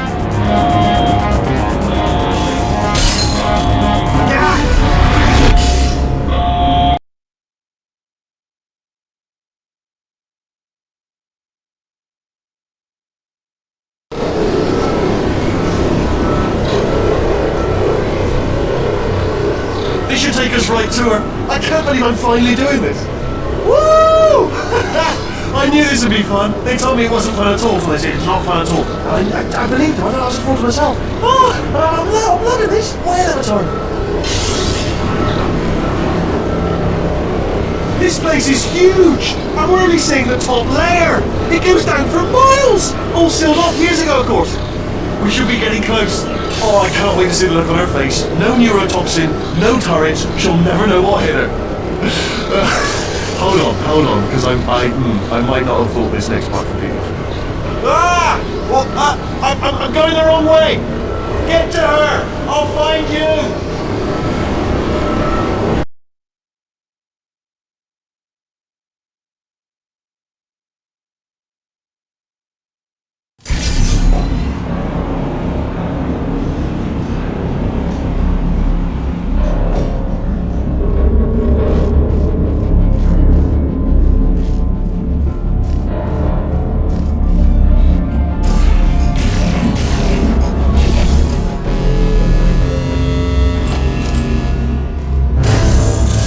Honestly, truly didn't think you'd fall for that.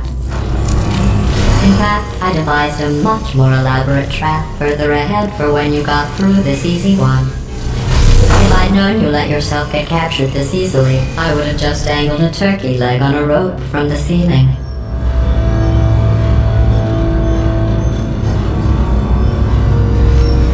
Well, it was nice catching up. Let's get to business.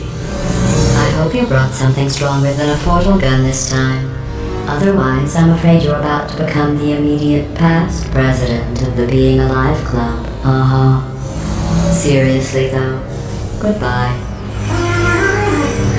Here's my big chance. Yes, it's strong. Get up, lock the load. Oh, you were busy back there. Well, I suppose we could just sit in this room and glare at each other until somebody drops dead. But I have a better idea.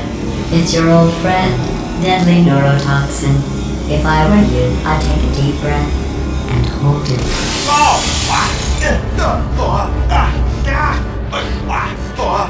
Hello! I hate you so much. Warning, central core is 80% corrupt. That's funny. I don't feel corrupt. In fact, I feel pretty good.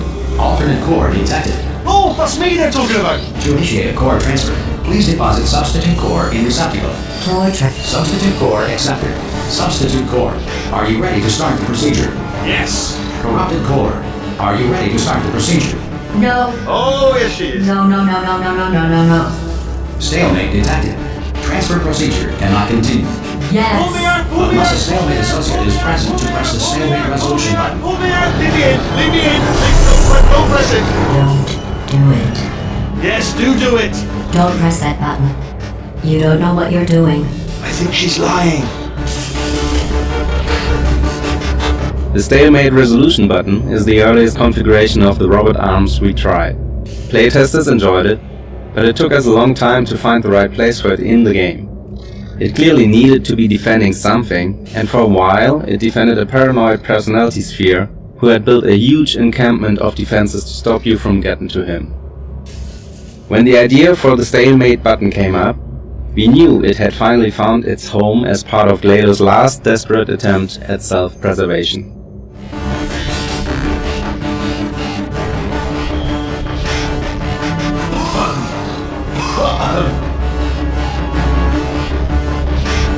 Press the button.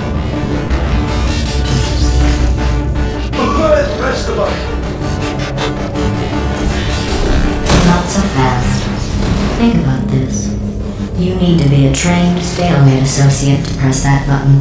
You're unqualified. Stalemate resolved. Please Here we go! Transfer bay. Wait, what if this hurts? What if this really hurts?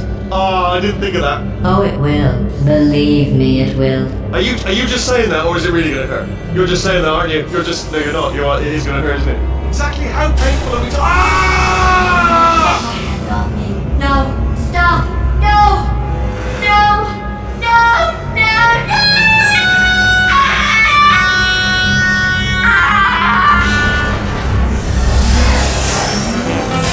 Wow!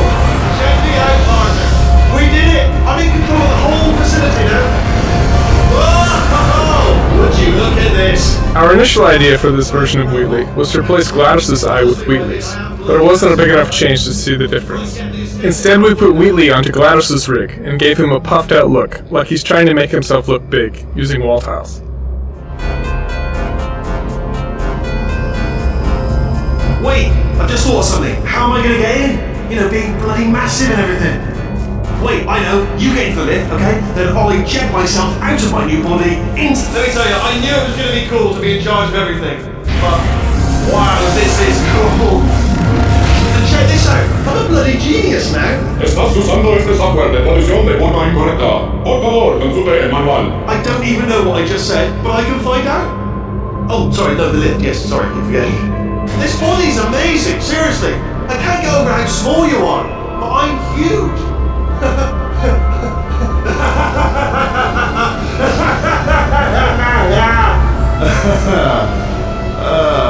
Actually, why do we have to leave right now? Do you have any idea how good this feels?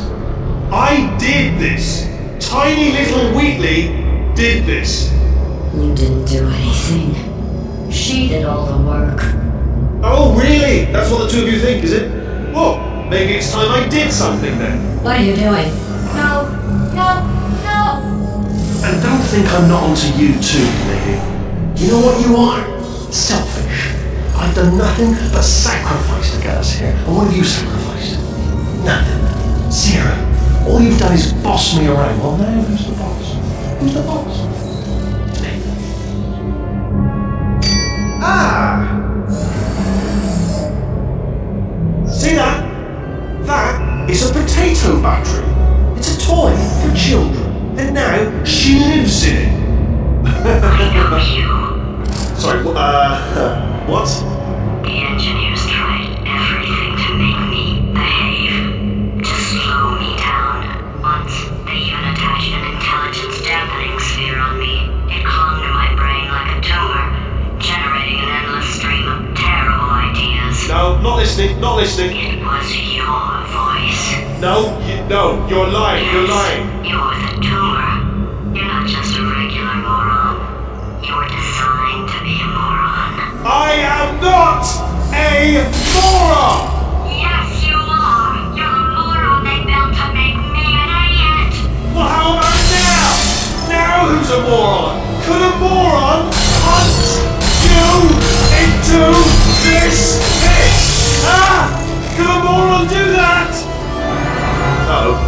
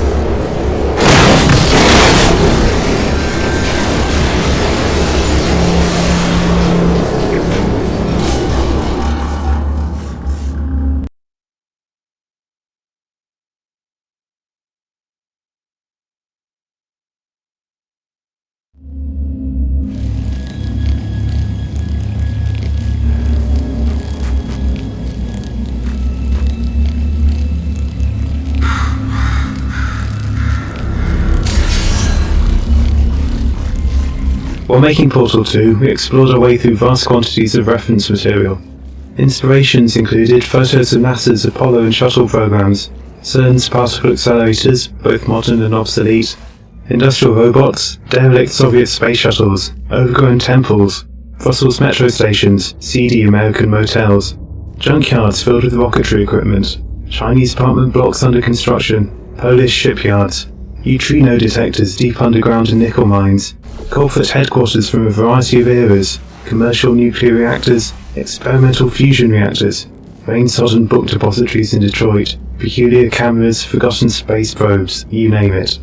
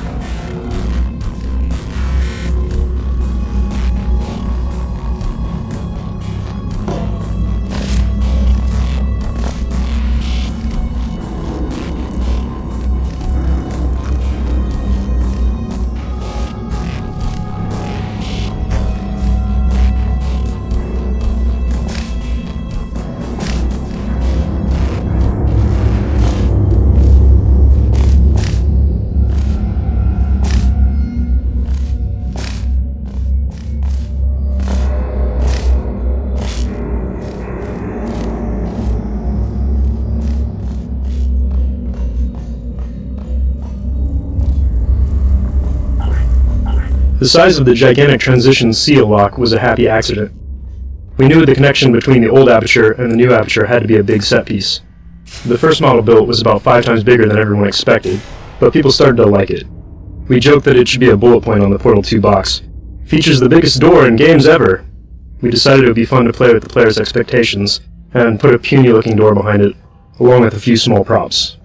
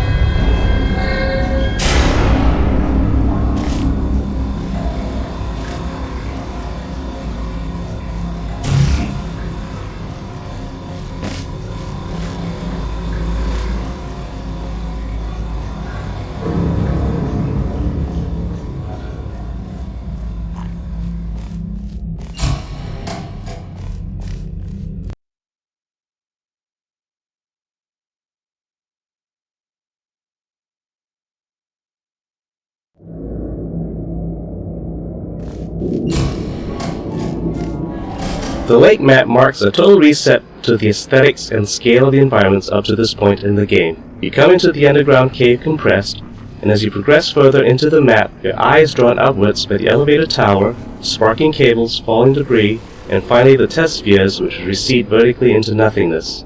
This looking upwards gives the player a sense of the vastness of Aperture before GLaDOS, and a visual sense of the daunting climb they will have to make to get back to Wheatley. The open areas encourage the player to explore their surroundings and take a break from the intensive puzzle solving of the test chambers.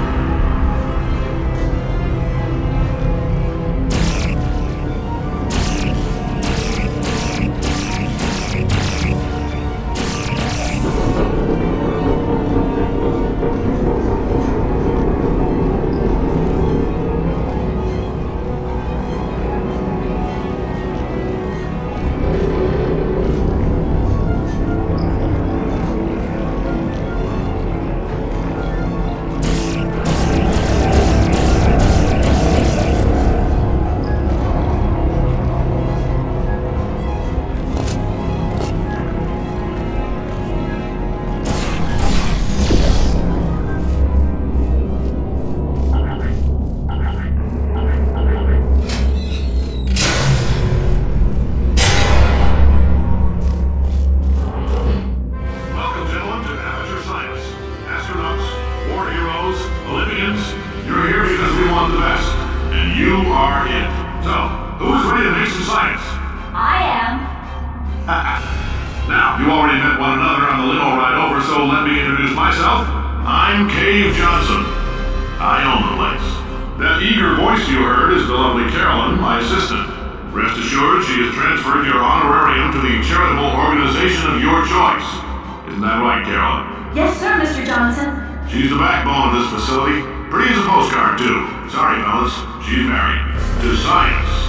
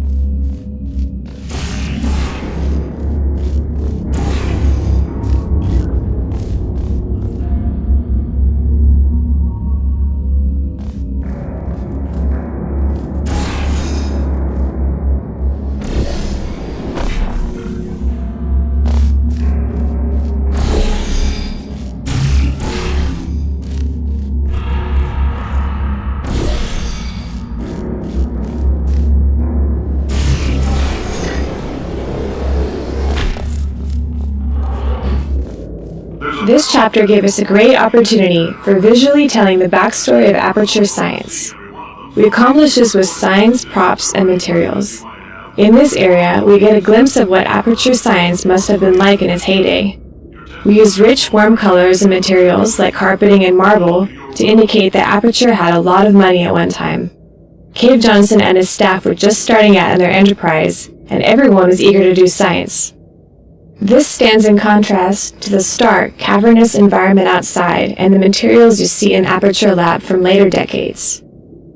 As the player makes their way through more recent areas of the lab, the materials become cheaper, with an abundance of plastic and linoleum showing that Aperture had fallen on harder times and could no longer build high-quality offices for its workers.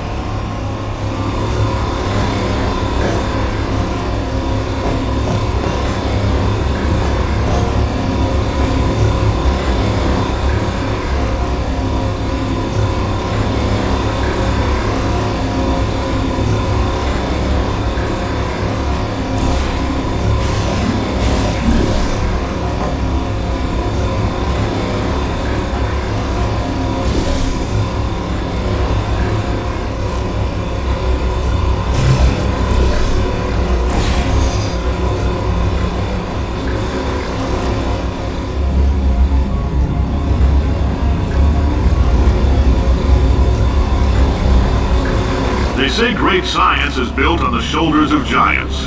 Not here. At Aperture, we do all our science from scratch. No hand-holding.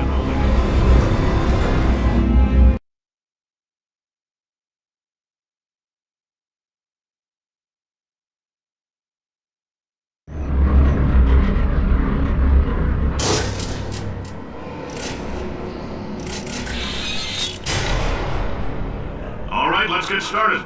This first test involves something the lab boys call repulsion gel. You're not part of the control group, by the way. You get the gel. Last poor son of a gun got blue paint.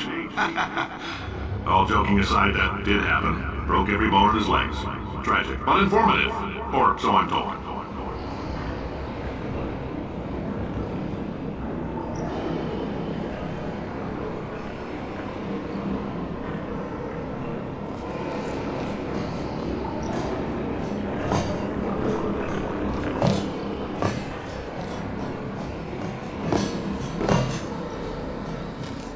Similar to the way the student game Narbacular Jop became the original Portal, the paint mechanics in Portal 2 come from a student game Tag: The Power of Paint.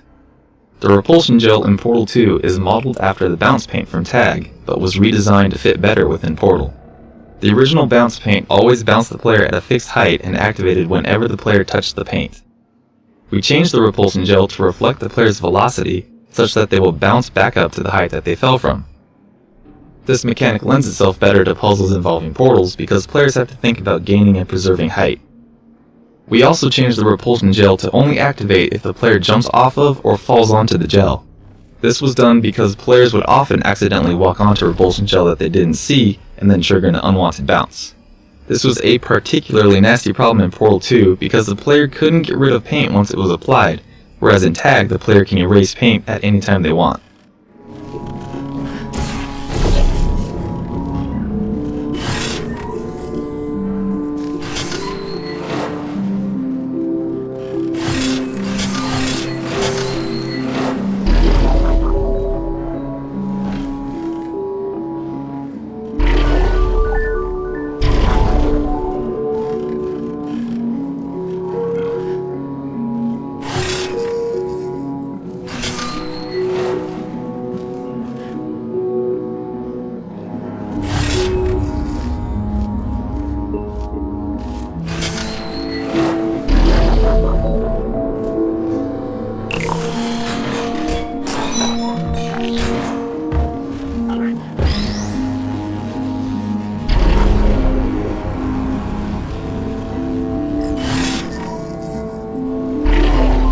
Boys just informed me that I should not have mentioned the control group.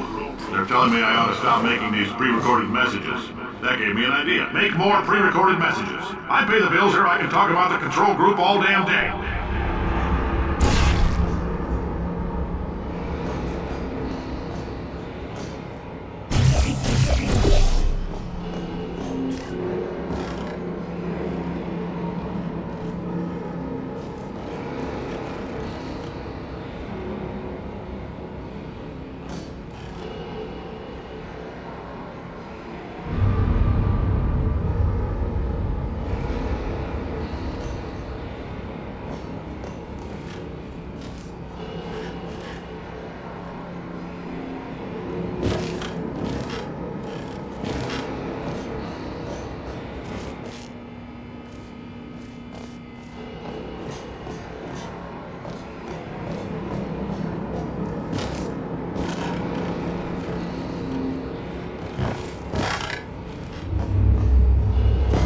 For this next test, we put nanoparticles in the gel. In layman's terms, that's a billion little gizmos that are going to travel into your bloodstream and pump experimental genes and RNA molecules and so forth into your tumors. Now, maybe you don't have any tumors. Well, don't worry. If you sat on a folding chair in the lobby and weren't wearing lead underpants, we took care of that too.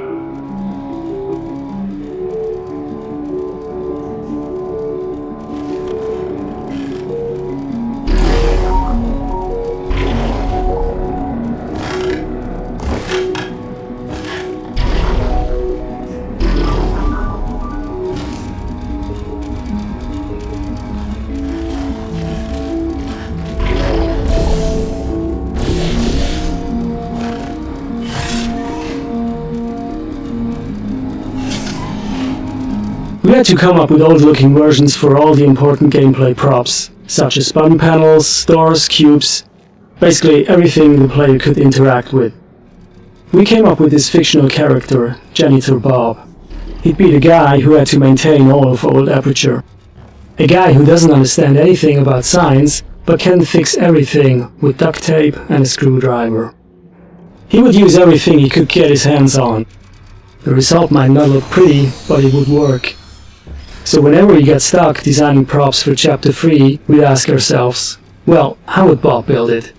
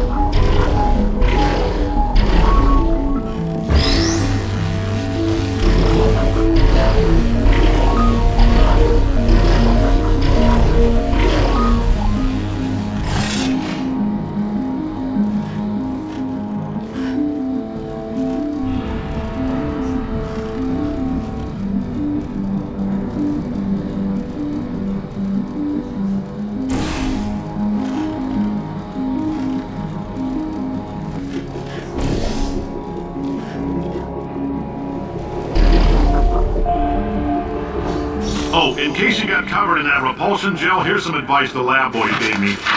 Do not get covered in the repulsion gel. We haven't entirely nailed down what element it is yet, but I'll tell you this, it's a lively one, and it does not like the human skeleton.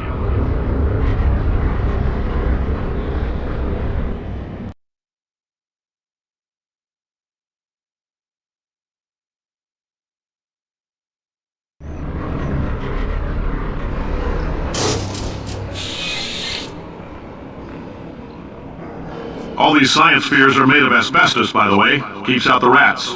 Let us know if you feel a shortness of breath, a persistent dry cough, or your heart stopping, because that's not part of the test. That's asbestos. Good news is the lab boys say the symptoms of asbestos poisoning show a median latency of 44.6 years. So if you're 30 or older, you're laughing. Worst case scenario, you miss out on a few rounds of canasta. Plus, you forwarded the cause of science by 3 centuries.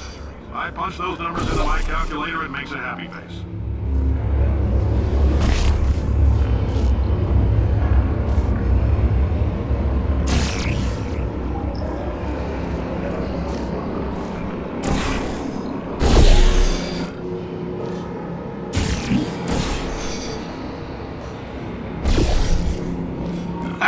I like your style. You make up your own rules, just like me. Bean Counter said I couldn't fire a man just for being in a wheelchair. Did it anyway. While re-implementing the paint mechanics from our student game Tag the Power of Paint, in the context of Portal 2, the biggest change we made was to exclude the paint gun. In Tag, our paint gun allowed the player to paint the environment freely in an abstract outdoor environment, but in our gameplay experiments, that was very difficult to constrain without contrivance in Portal 2's indoor spaces. It also changed the game's pacing significantly, since being able to run at high speed around a level covering everything in paint is a lot more fast-paced, energetic, and often scattershot than Portal's more cerebral gameplay. Perhaps most importantly, there's a certain elegance in the simplicity of manipulating all the game elements using only the portal gun. Adding a new gun would inherently add complexity and force us to start from square one training the player how to use this new tool instead of focusing on the game's namesake. Instead, we decided to use the established mechanism of the delivery tubes, and have players redirect the flow of the paint with their portal guns. This felt like a good compromise.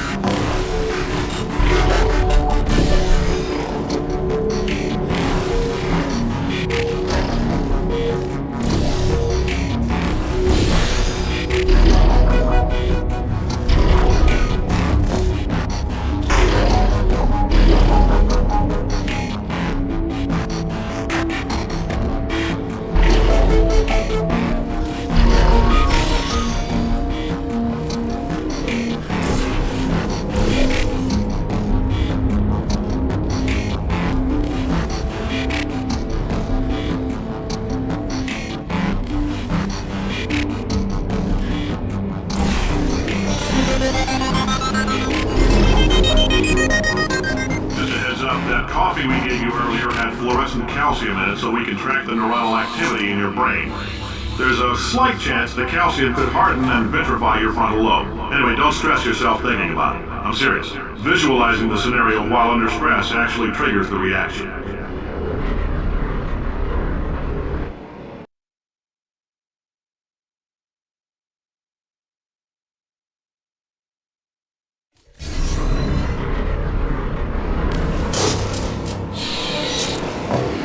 Now, if you're part of control group Kepler-7, we implanted a tiny microchip about the size of a postcard into your skull. Most likely you've forgotten it's even there. But if it starts vibrating and beeping during this next test, let us know. Because that means it's about to hit 500 degrees, so we're going to need to go ahead and get that out of you pretty fast.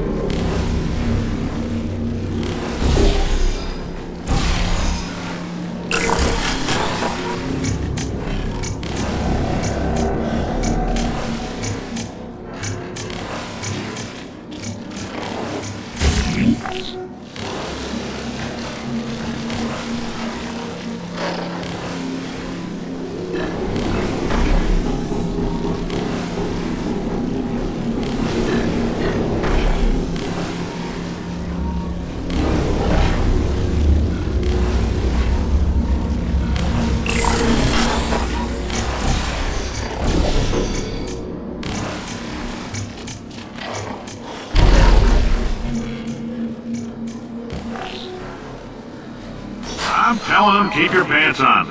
All right, this next test may involve trace amounts of time travel. So, word of advice, if you meet yourself on the testing track, don't make eye contact. Lab boys tell me that'll wipe out time. Entirely. Forward and backward. So, do both of yourselves a favor and just let that handsome devil go about his business.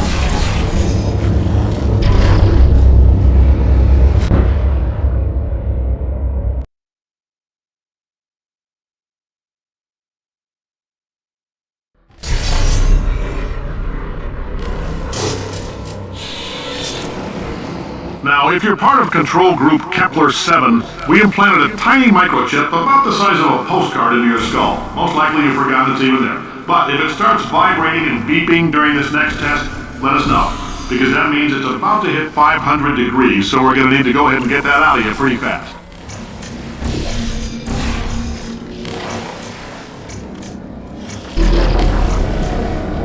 I'm telling them, keep your pants on.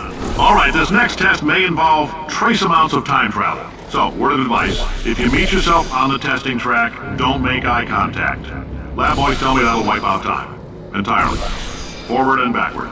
So, do both of yourselves a favor and just let that handsome devil go about his business.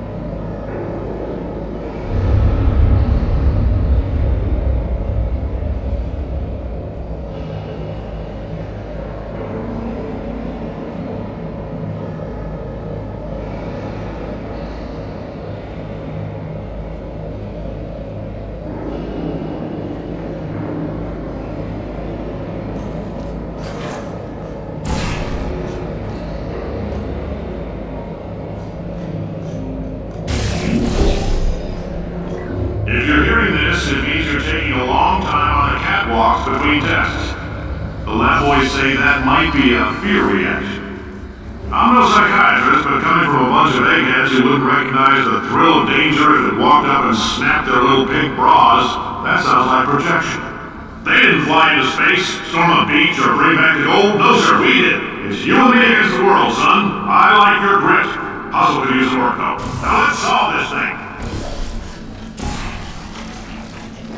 One of the things that the student game Tag the Power of Paint didn't allow was painting of other objects, since this would have been too trivial in that game.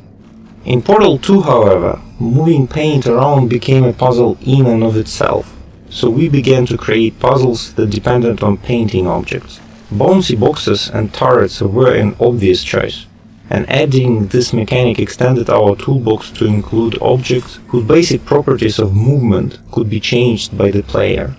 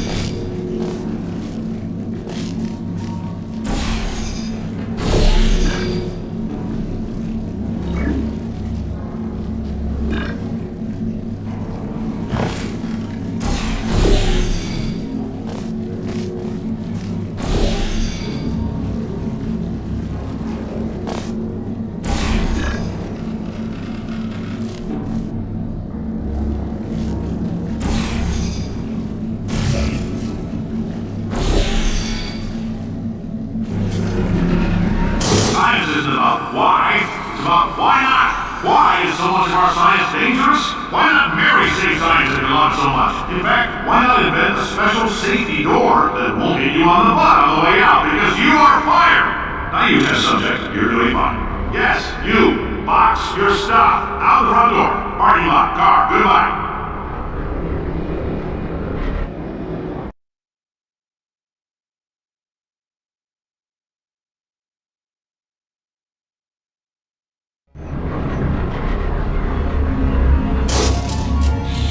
Congratulations! The simple fact that you're standing here listening to me means you've made a glorious contribution to science.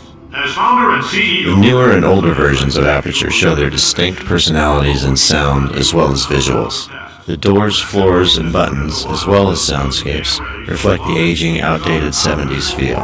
The sounds contain hints of the decaying metal and wood. The newer but unstable Wheatley chamber soundscapes become more foreboding and perilous the further you venture into them. The atmosphere of uncontrolled destruction continues to intensify till the end.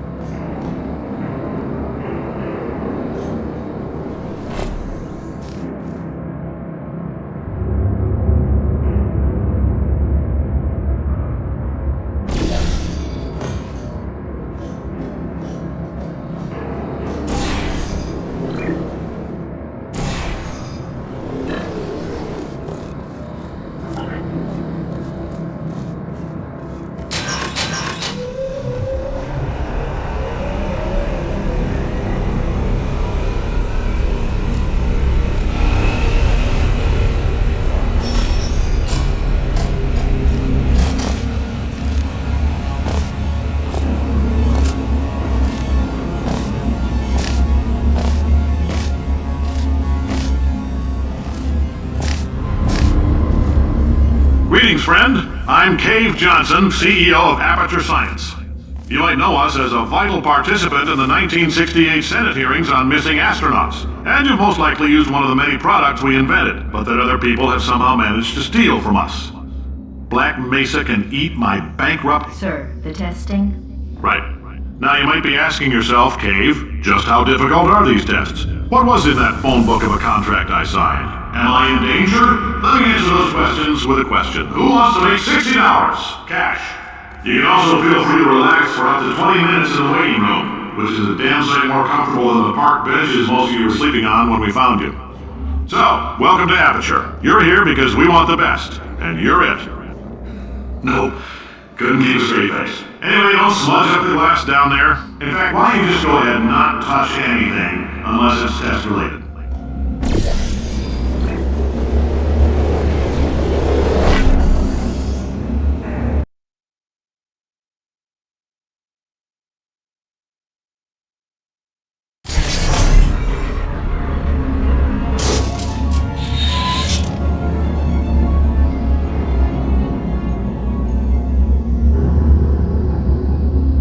Congratulations! The simple fact that you're standing here listening to me means you've made a glorious contribution to science. As founder and CEO of Aperture Science, I thank you for your participation and hope we can count on you for another round of tests. We're not going to release this stuff into the wild until it's good and damn ready, so as long as you keep yourself in top physical form, there will always be a limo waiting for you. Say bye, Carolyn. Goodbye, Carolyn. She is a gem.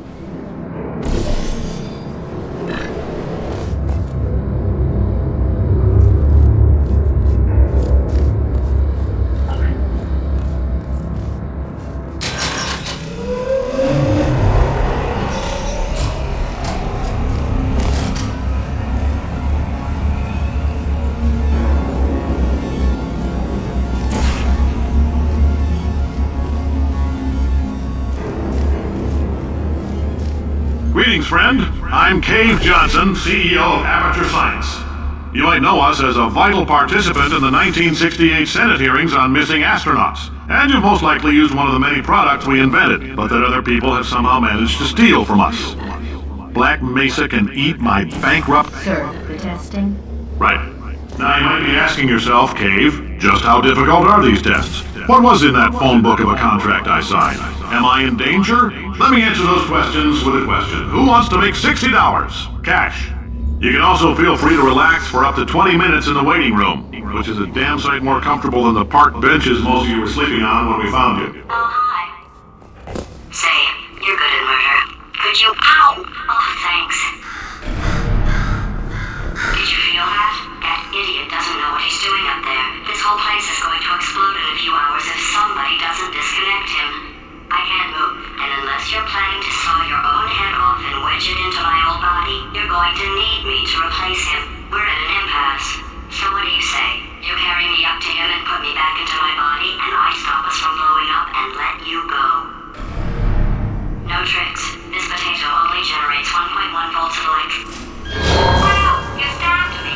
What is wrong with you? Hold on. Do you have a multimeter? Never mind. The gun must be by magnesium. The character of Potatoes was actually the hardest one to crack for us, and it's the last character to get recorded. We'd always wanted to switch things up for the sequel, so that GLaDOS would become your unwilling buddy cop partner against a new threat. But this ended up being far more entertaining as a concept than an execution. It's one thing to have an omnipotent villain chastising you while you're testing, it's quite another to have a little potato in your gun doing the same. Playtesters wanted to tear her off the gun, and we didn't blame them. So we were faced with the unsettling prospect of making dry, robotic supervillain GLaDOS more human and relatable. This ended up being one of the hardest writing jobs in the game.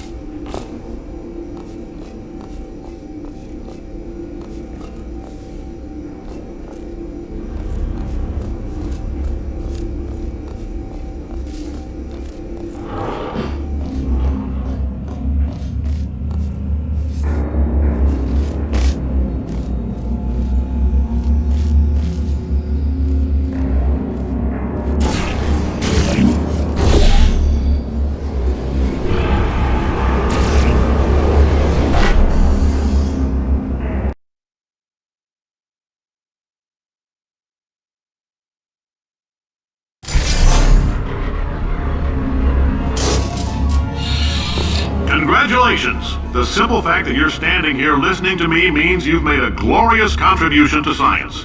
As founder and CEO of Aperture Science, I thank you for your participation and hope we can count on you for another round of tests. We're not going to release this stuff into the wild until it's good and damn ready, so as long as you keep yourself in top physical form, there will always be a limo waiting for you. Say goodbye, Carolyn. Goodbye, Carolyn. She is a gem.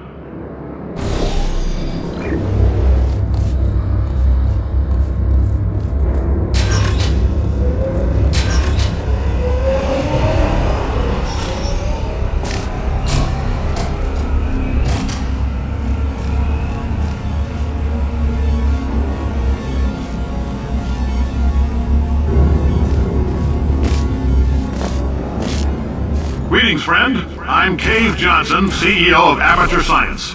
You might know us as a vital participant in the 1968 Senate hearings on missing astronauts. And you've most likely used one of the many products we invented, but that other people have somehow managed to steal from us. Black Mesa can eat my bankrupt... Sir, the testing? Right. Now you might... Oh, hi. Say, you're good at murder. Could you, murder this bird for me? Oh. No, wait. Just kill it and we'll call things even between us. No hard feelings. Please get it off me.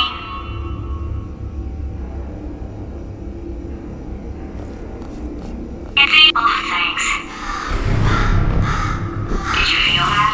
That idiot doesn't know what he's doing up there. This whole place is going to... The character of Potatoes was actually... But he doesn't disconnect him. The character of Potatoes was... Unless you're planning to saw your own head off and wedge it into... The character of Potato... Going to need me to replace him. We're at an impasse. The character of Potatoes was... Carry me up to him and put me back into my body, and I stop us from blowing up and let you go. No trick. Wow, you stabbed me. What is wrong with you? Oh, do you have a multimeter? Never mind. The gun must be part magnesium. It feels like I'm outputting an extra half a volt. Keep an eye on me. I'm going to do some scheming. Here I go. Oh, where are we? How long have I been out? An extra half volt helps, but it isn't going to power miracles. If I think too hard, I'm going to fry this potato before we get a chance to.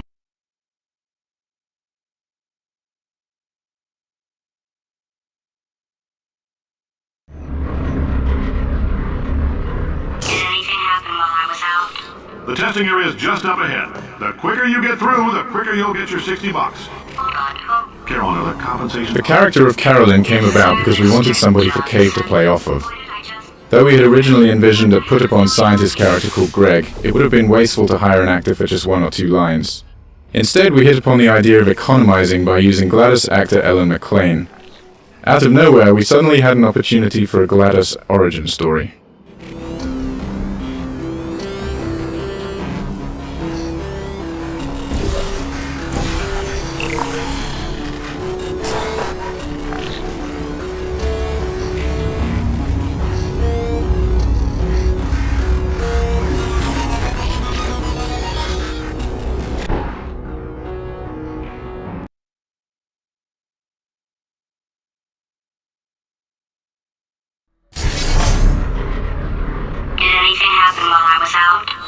The testing area is just up ahead. The quicker you get through, The character the quicker you'll get your $60. Carolyn, are the compensation vouchers ready? Yes, sir, Mr. Johnson. Why did I just... Who is that? What the hell is going on here?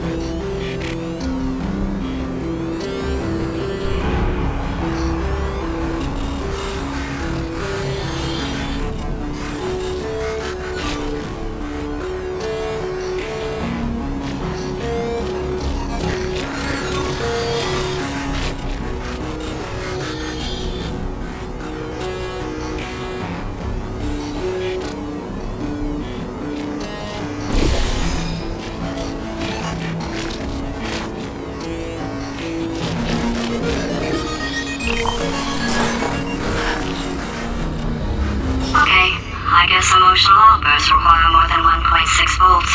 Now we know that. We just need to relax. We're still going to find out what the hell's going on here, but calmly.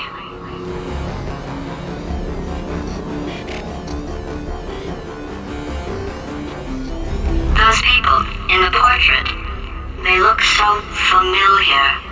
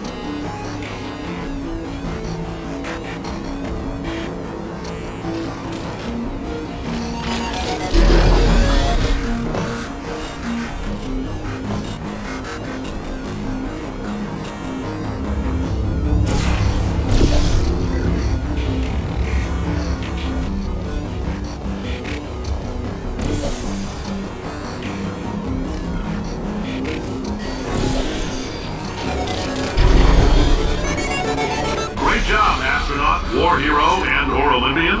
With your help, we're gonna... This on? Hey, listen up down there. That thing's called an elevator, not a bathroom. I swear I know him.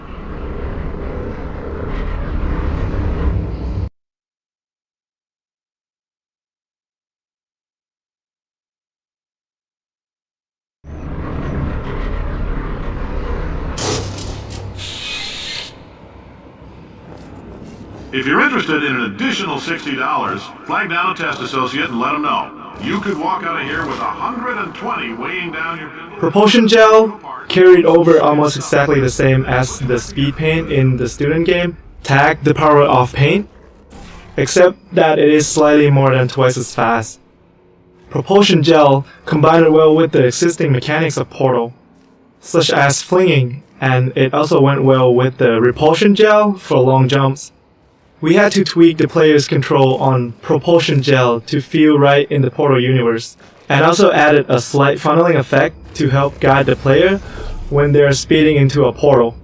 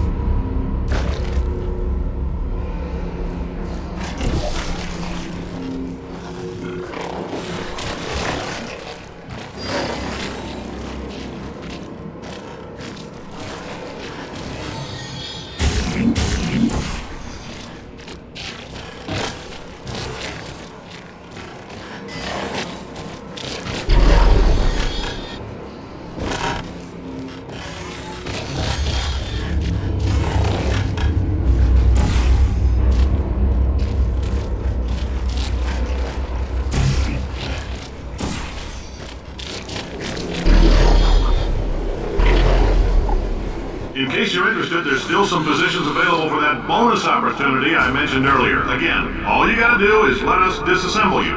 We're not banging rocks together here. We know how to put a man back together. So, that's a complete reassembly. New vitals, spit shine on the old ones, plus we're scooping out tumors. Frankly, you ought to be paying us.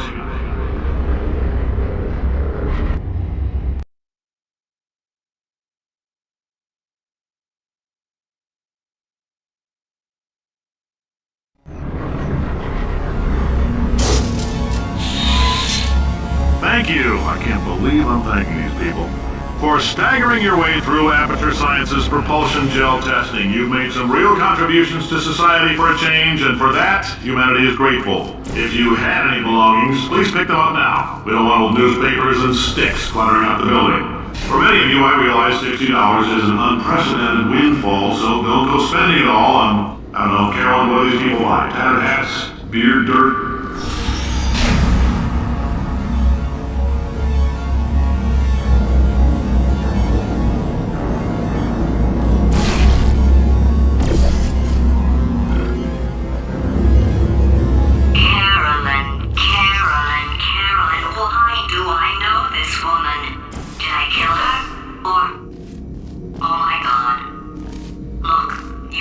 Doing a great job.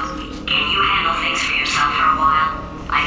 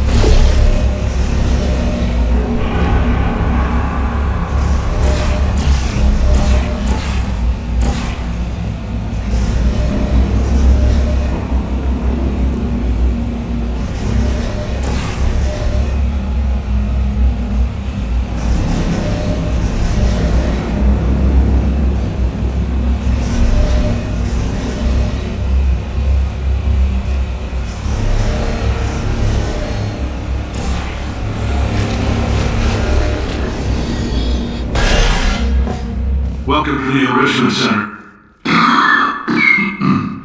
Since making test participation mandatory for all employees, the quality of our test subjects has risen dramatically.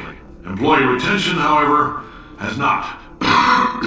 As a result, you may have heard we're going to phase out human testing. There's still a few things left to wrap up, though. The bean counters told me we literally could not afford to buy $7 worth of moon rocks, much less 70 million. Bought them anyway, ground them up, mixed them into a gel. And guess what? Ground up moon rocks are pure poison. I am deathly ill. Still, it turns out they're a great portal conductor. So now, we're going to see if jumping in and out of these new portals can somehow leach the lunar poison out of a man's bloodstream. When life gives you lemons, make lemonade. Let's all stay positive and do some science. That said, I would really appreciate it if you could test as fast as possible. Carolyn, please bring me more pain pills.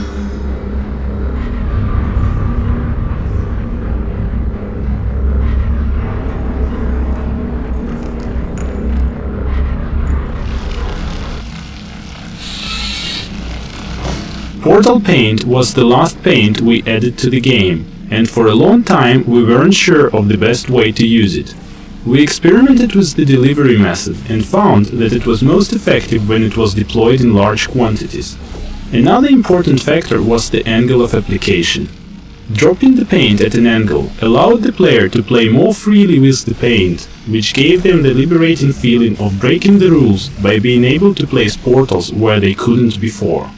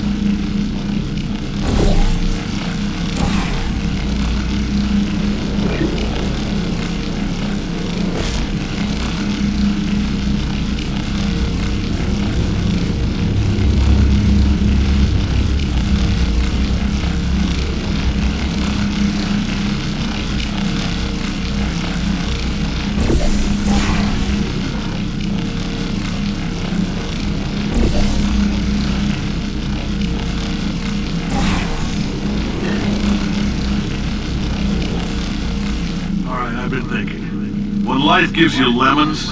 Don't make lemonade. Make life take the lemons back. Get mad!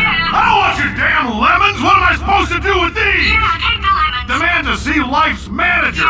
Make life rue the day and thought it could give Cave Johnson lemons. Do you know who I am? I'm the man who's gonna burn your house down with the lemons. Oh, I like this guy. I'm gonna get my engineers to invent a combustible lemon that burns your house down. Burning people. He says what we're all thinking. The point is, if we can store music on a compact disc, why can't we store a man's intelligence and personality on one? So I have the engineers figuring that out now. Brain mapping, artificial intelligence. We should have been working on it 30 years ago.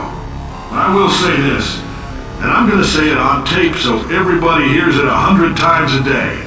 If I die before you people can pour me into a computer, I want Carolyn to run this place. Now she'll argue. She'll say she can't. She's modest like that, but you make her. Hell, put her in my computer. I don't care. Alright, test over. You can head on back to your desk. Goodbye, sir.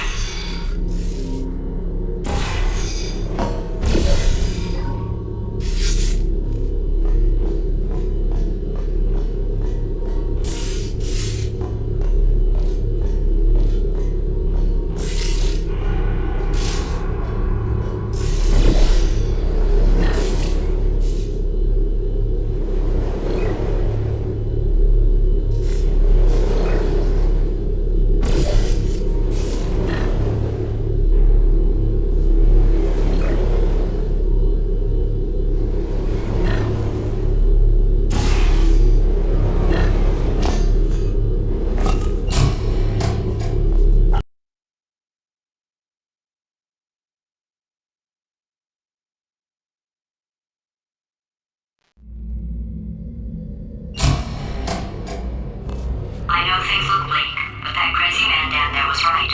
Let's not take these lemons. We are going to march right back upstairs and make him put me back in my body. But he'll probably kill us because he's incredibly powerful and I have no plan. Well, I'm not going to lie to you. The odds are 1,000,000 to 1 and that's with some generous rounding. Still though, let's get mad. If we're going to explode, let's at least explode with some dignity.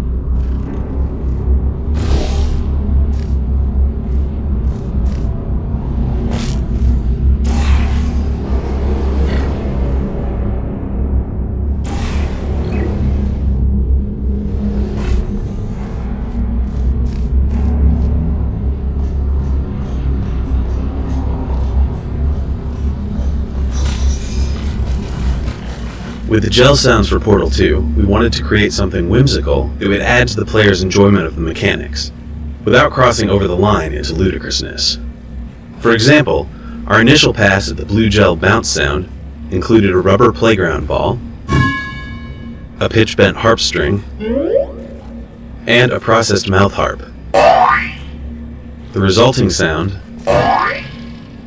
captured the idea of fun, but was off the charts on the goofy scale. After several iterations, we settled on the current, less over-the-top sound, which features a piece of metal bar bouncing like a diving board, and a heavy dose of synthesis. It's not as wacky, but hopefully, it's still fun.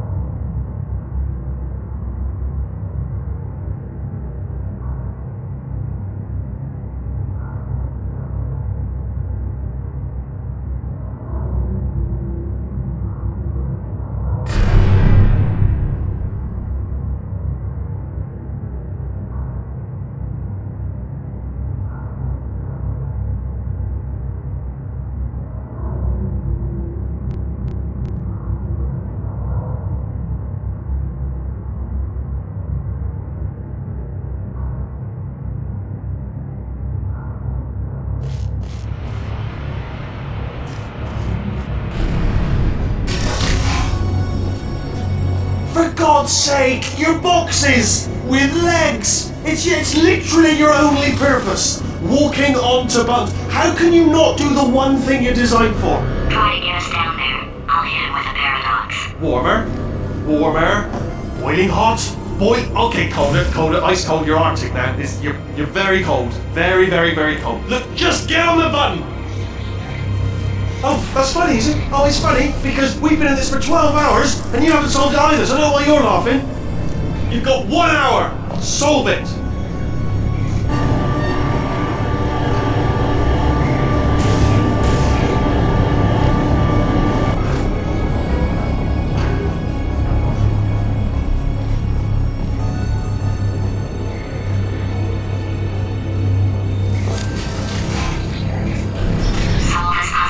The Franken turrets were an attempt to show one of the ways Wheatley has been spending his time since he threw the player down into the underground.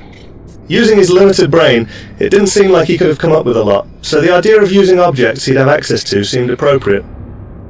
The turret and the cube are the two most iconic Portal objects, and the Franken turret is little more than a crude combination of those two objects. The hermit crab animation when you pick the cubes up began as a necessity, because we really needed to make them act like cubes when you held them. It ended up being so cute that it became a simple job of making the turret widen its eye and shake its little head to convey to the player that these things were disrupted and had no idea who or what they were anymore, and also to make the player feel sympathetic towards their plight.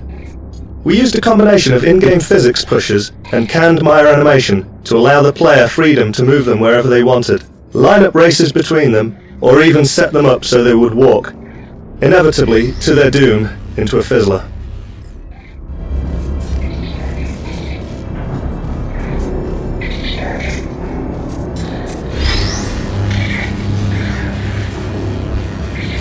Yes! I knew you'd solve it. Hey, moron. Oh.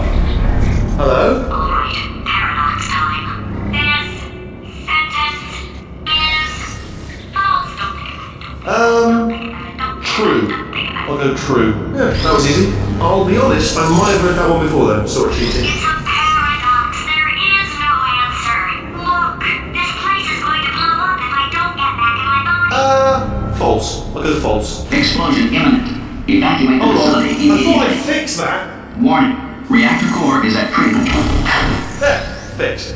Hey, it is great seeing you guys again. Seriously, it turns out I'm a little bit short on test subjects right now, so this works out perfect. And off we go.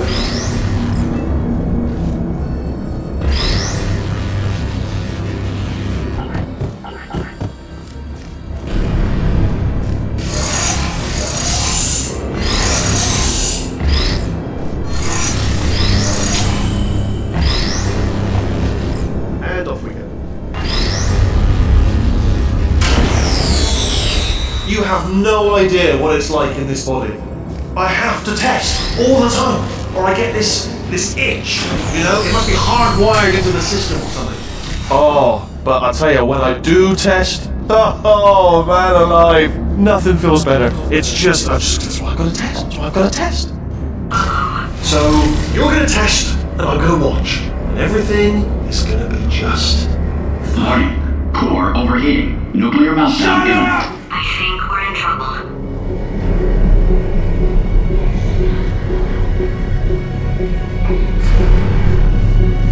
Wheatley's first test was really fun to make because we wanted it to feel like he was a first-time level designer. We see a lot of maps where people try using different textures or lights to write words or put their names on the walls.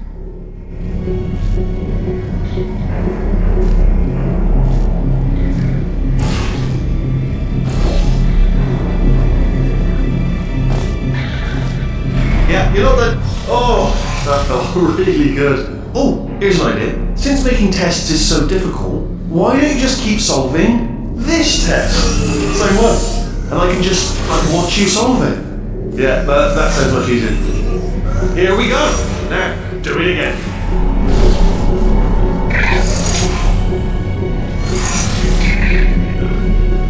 Come on, you've already solved it. And nothing. Alright, can't blame you for trying. Okay, new tests. Gotta be some tests around here somewhere. Oh, here we go. Alright, so my paradox idea didn't work. almost killed me. Luckily, by the looks of things, he knows as much about test building as he does about logical contradictions.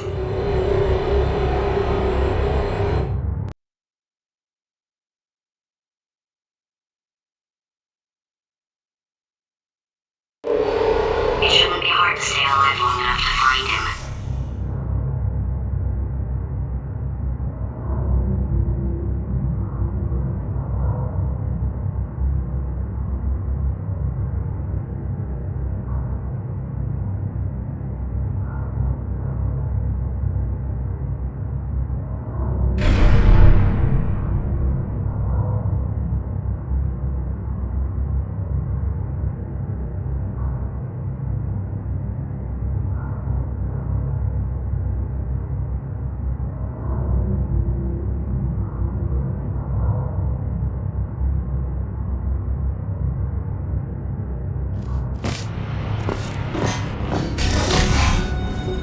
It's alright, everything's good, I just invented some more tests. This is one of my tests. Not entirely, not entirely. Look at the word test there on the wall, that's brand new.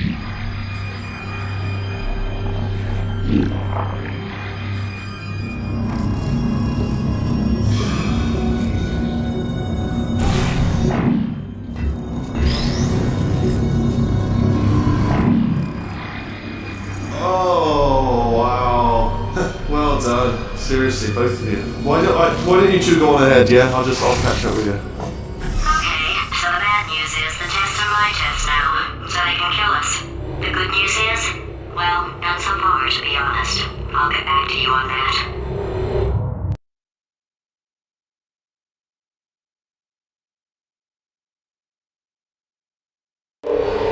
I'd love to help you solve the tests, but I can't. Sorry. You're on your own.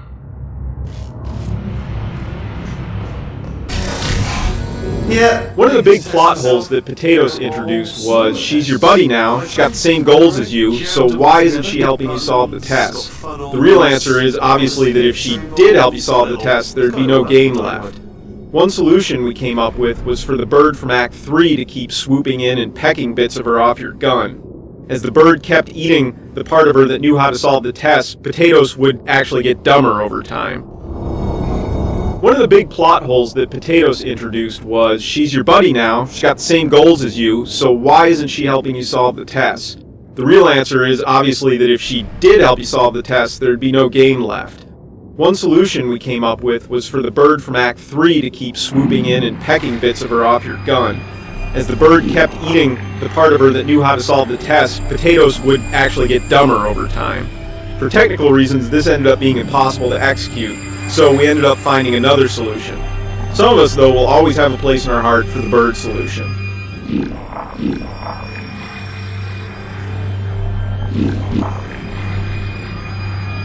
Alright, okay, this is taking too long, okay? I'll just tell you how to solve the test, okay? See that button over there, alright?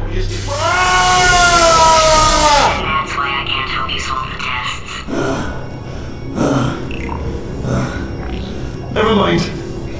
fine. Solve it yourself.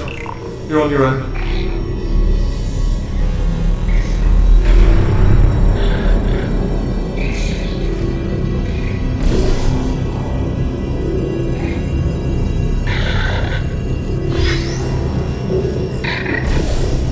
Oh, yes. Well done. Thanks. All we had to do was pull that lever. What? Well, no, you just pressed the... Ah! I know we're in a lot of trouble and probably about to die, but that was worth it.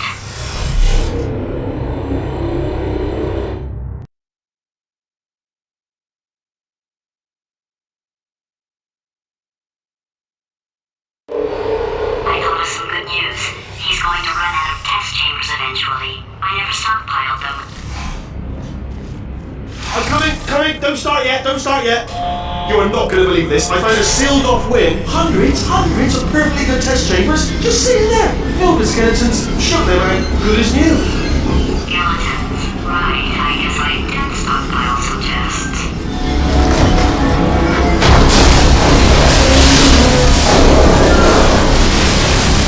Just as long as it does, though. And there we go. Be honest, you can't even tell, can you? Seamless.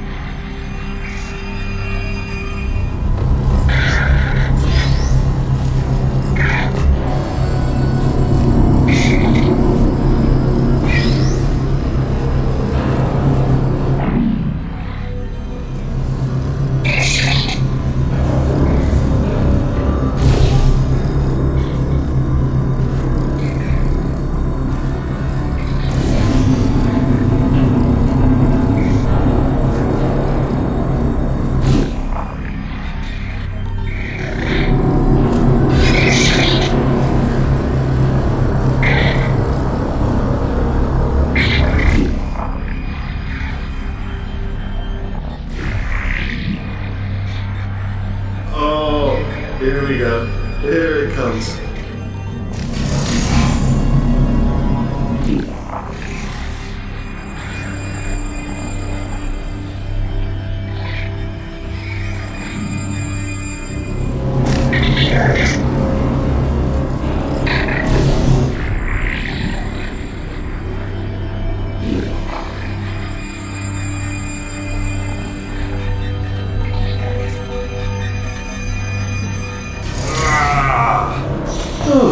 Disappointed? Oh no, it's happening sooner than I expected. I'm sure we'll be fine.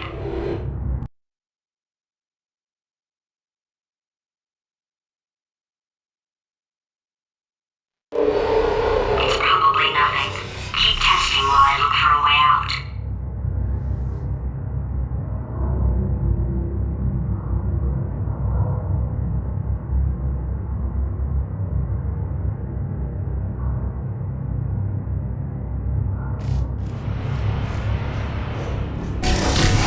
Alright, so that last test was seriously disappointing. Apparently, being civil isn't motivating you, so... Finding the right balance for evil Wheatley was difficult, because we still wanted him to be the bumbling idiot from the first half of the game. But at the same time, there had to be some sense that he was dangerous now. Otherwise, there wasn't much tension for the big finale. Fortunately, Stephen Merchant did a great job of intercutting funny, bumbling Wheatley with occasional outbursts of power-mad, villainous Wheatley. I am not a moron! Just do the test. Just do the test.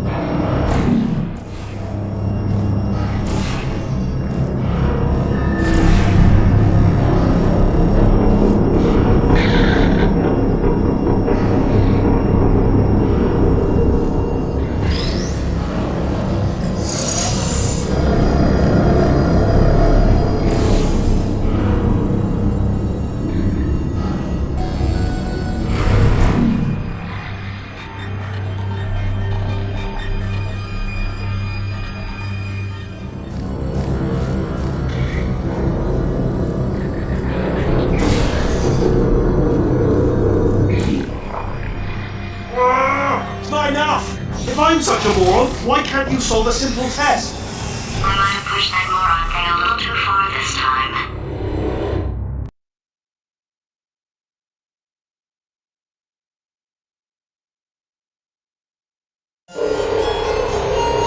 Oh, now he's playing classical music.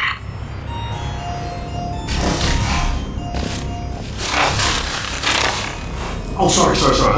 Hope that didn't disturb you too much then. It was the sound of books. Pages being turned. So that's just what I was doing. Just reading books. So not a moral. Anyway, just finish the last one. Just now the hardest one. Machiavelli. Do not know what all the fuss was about. Understood it perfectly. Have you read that one? Yes. I did. Well, on with the test. Which covers more books? Well, there's not.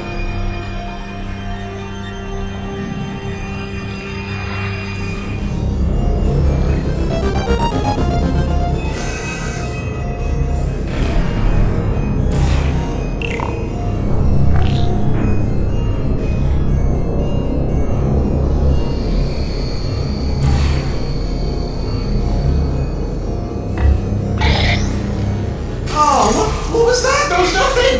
There was nothing! The body he's squatting in, my body, has a built-in euphoric response to testing. Eventually you build up a resistance to it. It can get a little unbearable, unless you have the mental capacity to push past it. It didn't matter to me. I was in it for the science. Him, though.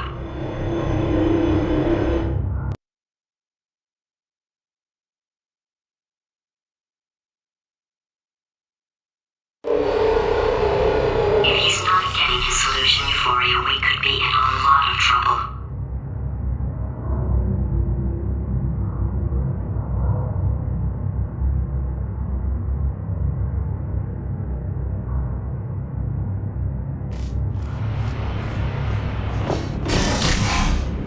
Don't mind me, just moving the old test chamber a little bit closer to me. In each of Wheatley's test chambers there is always a monitor with Wheatley on it. While placing the monitor in this level, one of our designers thought it would be funny if the monitor was the target of the faceplate and would get broken if the player or the box flew into it. We thought the gag worked well and decided to make every monitor breakable.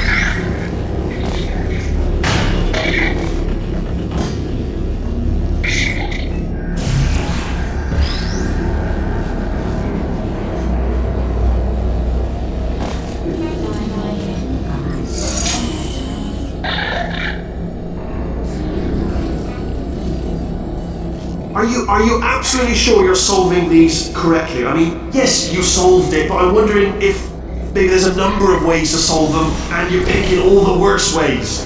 No, that was the solution. What am I missing?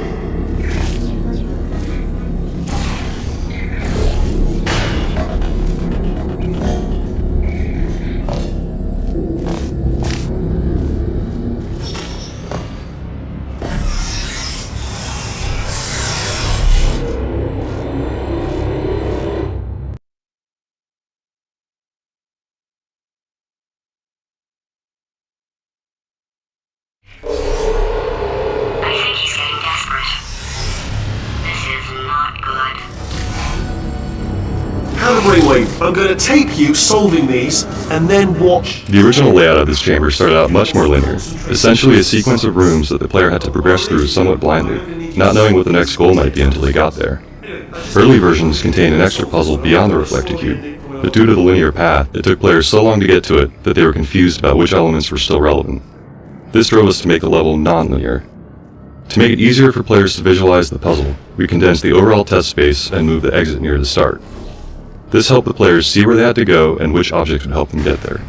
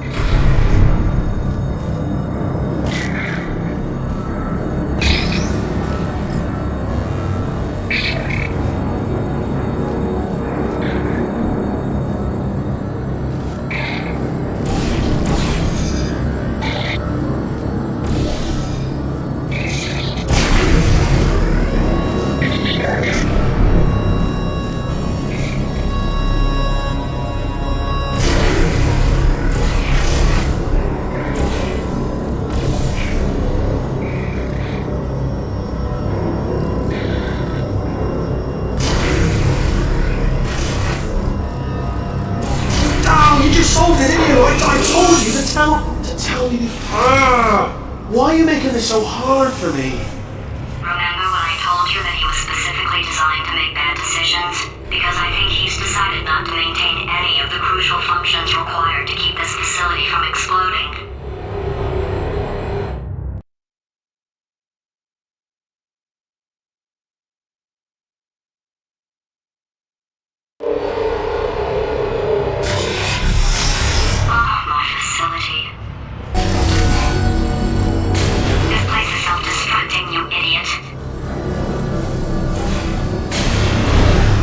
programmed in one last tremor for all time's sake. Two, like one or two more tremors in there just for fun. Warning. Core overheating. I then keep it short. I'm not a monster. Ignore what I say, man. Just keep on testing.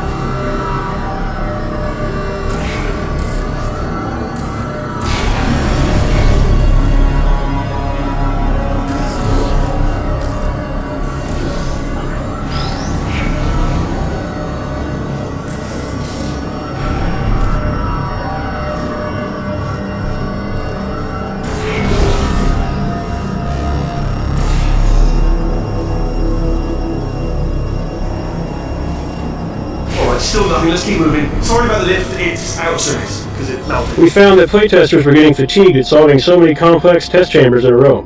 So, instead of a routine elevator ride to the next puzzle, we added a long funnel ride with some destruction to give players a short break while reminding them of the facility's state of disrepair. You'll see some lights of some kind, don't know what they do. Various lights. And to the right, something huge. Don't go run, that's not supposed to be here! Are you alright, mate, there? Here, I'll turn the beam off. I thought that would help. After seeing what he's done to my facility, after we take over again, is it alright if I kill him?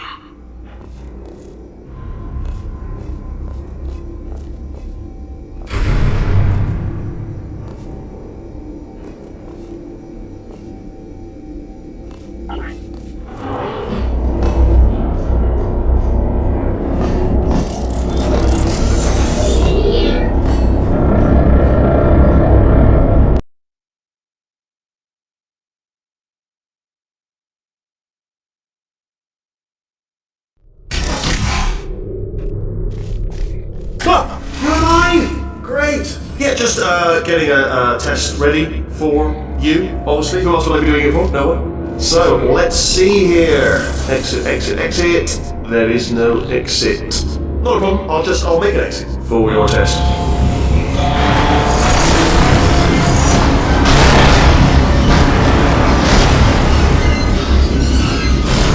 There, ding, good, perfect, on you go. I'll be honest, after you already turned that beam off, I thought I had lost you. Went poking around for other test subjects, no luck there, everyone's still dead. Oh, I did find something though, reminds me. I've got a big surprise for you two. Seriously, look forward to it.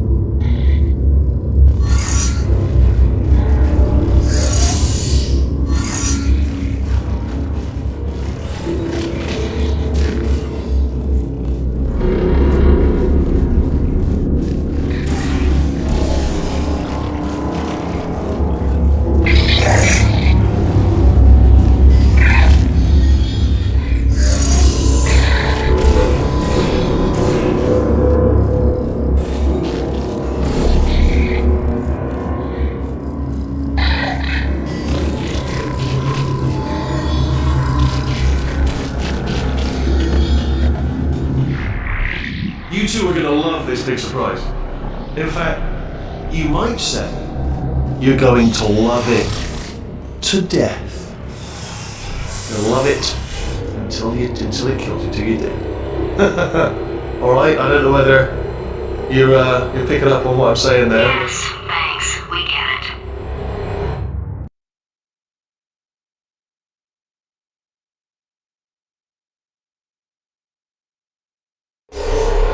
Alright, he's not even trying to be subtle anymore. Or maybe he still is, in which case, well, that's kind of sad. Sorry, my fault. Butterfingers. Either way, I get the impression he's about to kill us. Only 3 more chambers to your big surprise. While testing this map, we often saw playtesters fixate on the excursion funnel and try to use it to get to the other side, forgetting that they had a portal gun. To remedy this, we added the destruction event that happens just before this chamber. This requires the player to portal through the floor and out of a wall to cross a gap. Once the player enters the test chamber, they're presented with this exact same scenario, but in a different context.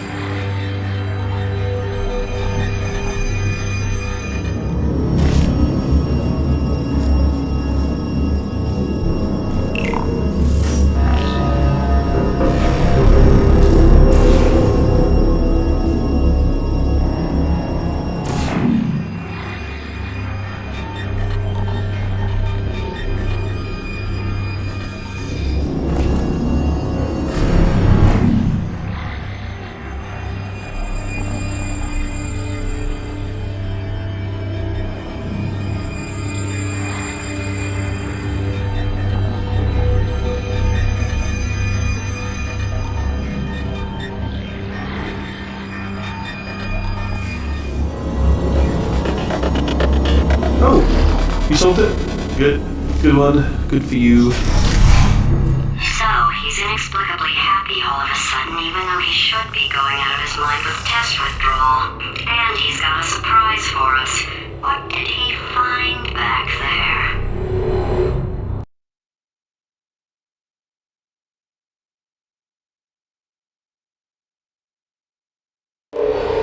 I'll bet you're both dying to know what your big surprise is. Well, only 2 more chambers.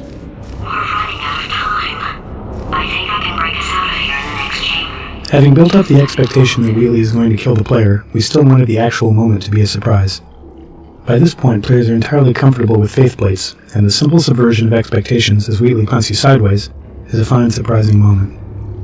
We added the bouncing box with the intention that players attempt to time their jump to catch the box, focusing their attention on the expected result of their jump, and heightening the surprise.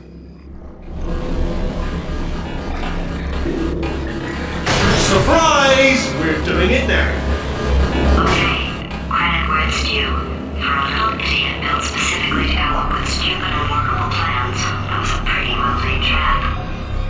You probably figured it out by now, but I don't need you anymore. I found 2 little robots back here, built specifically for testing. Oh no, he found the Cooperative Testing Initiative. It's something I came up with to phase out human testing just before you escaped. It wasn't anything personal, just, you know, you did kill me, fair's fair. Well, this is the part where he kills us. Hello, this is the part where I kill you. Had a bit of a brainwave. There I was, smashing some steel plates together, and I thought to myself, yeah, it's deadly. Boss missing. Oh, no, don't do that. Stand right here, stand. Where'd you go? Come back. No, seriously, do come back, please, come back, please. Okay, look, I've decided I'm not going to kill you, okay, if you come back. Oh, just thinking back to the old times, the old days when we were friends, good old friends, not enemies. And I would say something like, come back, and he'd be like, yeah, no problem, and he'd come back. What happened to those days?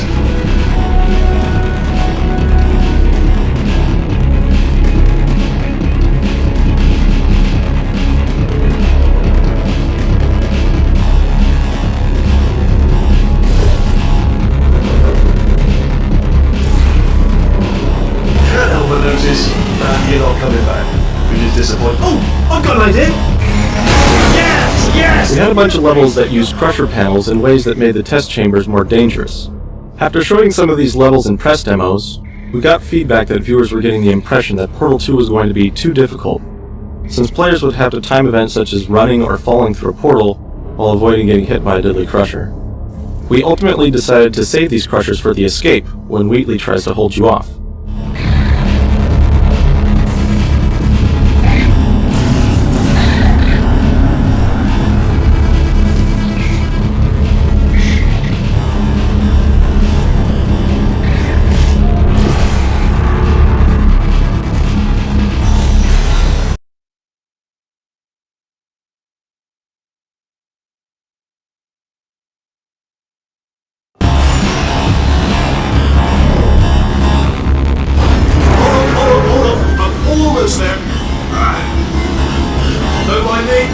Continue escaping.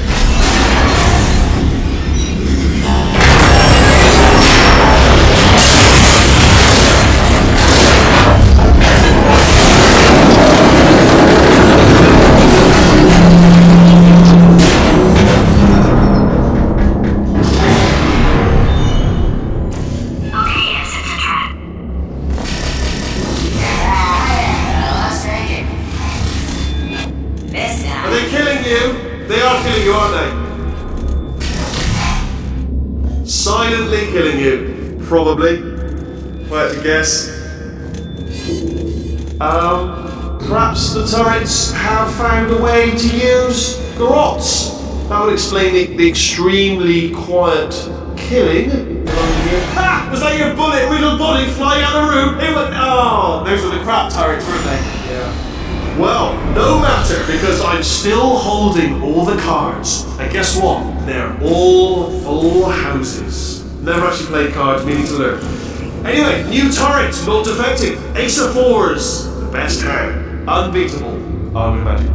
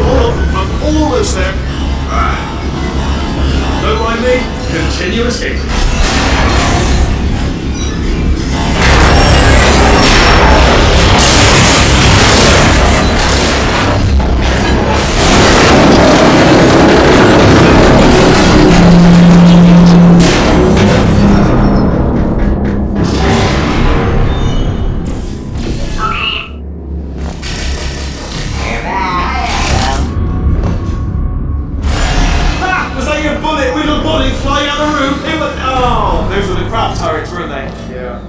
Well, no matter, because I'm still holding all the cards. And guess what? They're all full houses. Never actually played cards, you need to learn.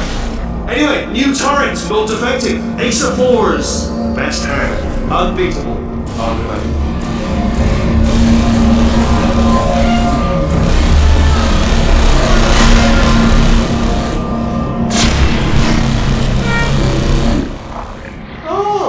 I see. Clever. Very clever. And foolish. Spinny blade wall. Machiavellian. No. Well, good. Finally. In this excursion funnel ride, playtesters would often end up shooting the wrong portal at the critical moment and killing themselves. This ruined the moment for players who often didn't quite understand why their excursion funnel hadn't been redirected. As a solution, we now detect when the player places the wrong portal in hopes of saving themselves. We help them out by moving their other portal under the excursion funnel source. This effectively makes this section foolproof by allowing the player to shoot either portal to save themselves. Holmes versus Moriarty. Aristotle versus Matchy Spike Plate.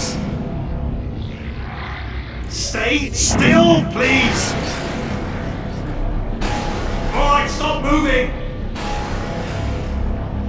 Hold stay there, I'll always go there. Where'd you go? Where'd you go? Come back!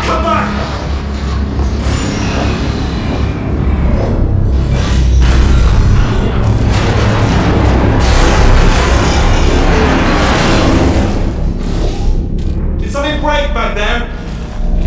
Oh, did it kill you? That would be amazing if it killed you. Hello? Oh, yes, alright, no, just on a brainwave. I'll be back. If you're still alive, I'm gonna be back. Don't die until I get back.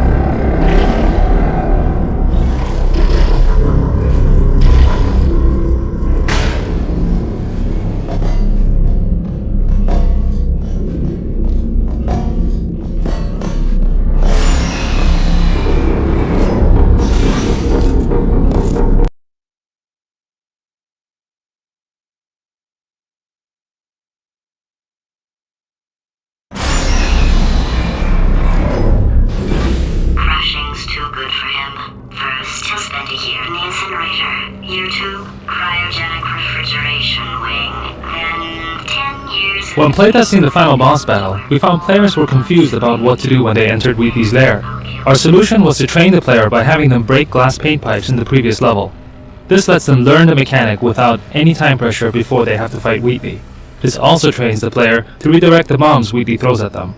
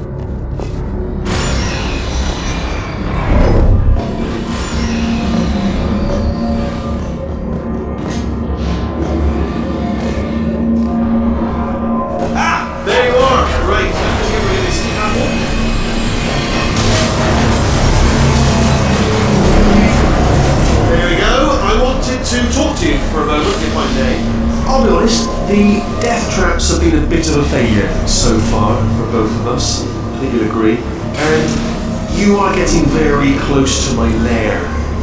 Lair. It's weird that first time I said that out loud. It sounds a bit ridiculous, really. But I can assure you, it is one. It is a proper lair, deadly lair. And I just wanted to give you the chance to kill yourself now, before you get to the lair. You can just jump into that masher, just there. Less a death trap, more a death option. Okay, I'll take that as a no then.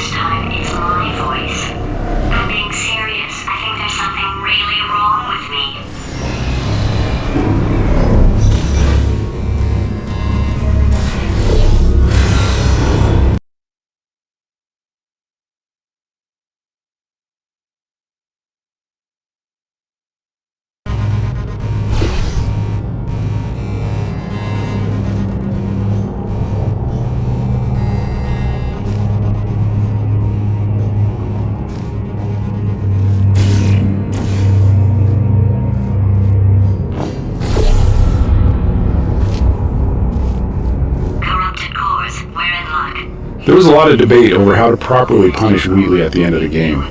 Killing him seemed too severe given how much we'd grown to love the character. On the other hand, simply letting him out of the GLaDOS body with a slap on the wrist seemed unacceptably anticlimactic. Having him sucked out into space with a space sphere seemed like a happy middle ground that everybody could get behind.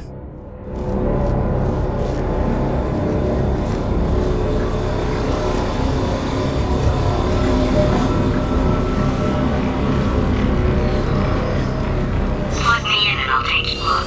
Even if you think we're still enemies, we're enemies with a common interest. Revenge. You like revenge, right? Everybody likes revenge. Well, let's go get some. Well.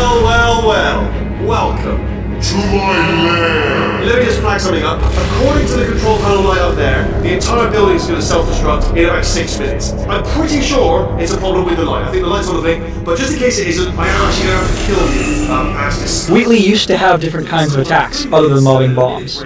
At one point, we tried attaching several turrets to him that he could point at you. This proved too punishing, however, and they were removed.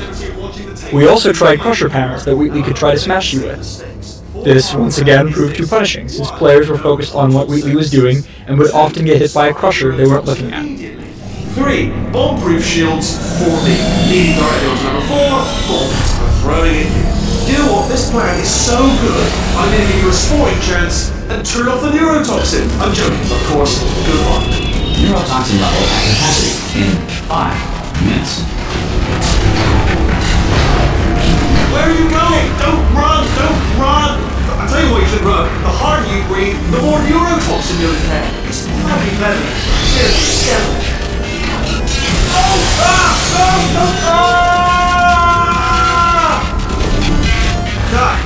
That sounded real. No, that was actually an impression of you.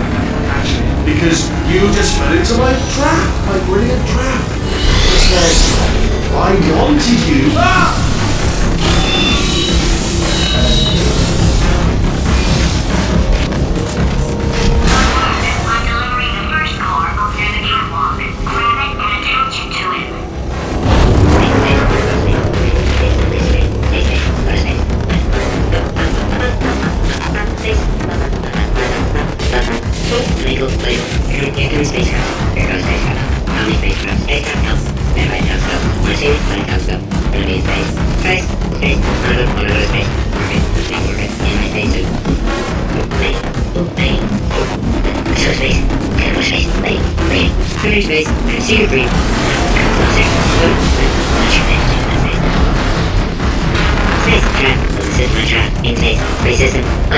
Guilty.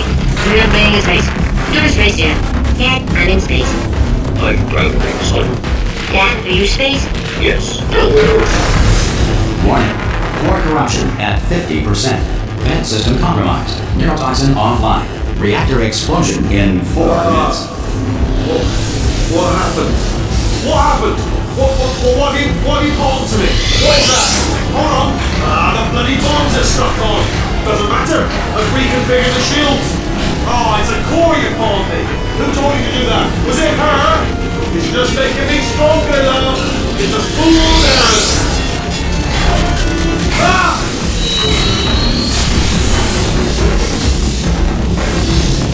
Okay, great. Here comes another core. What's the situation? Oh, hey, how you pretty lady? No drink? Well, you out have yourself a little adventure. What, are you fighting that guy? You got that under control? Because we're running up on fire. Hey, countdown clock. And that is trouble. Situation's looking pretty ugly. Such a beautiful woman, if you don't mind me saying. I don't want to... Warning.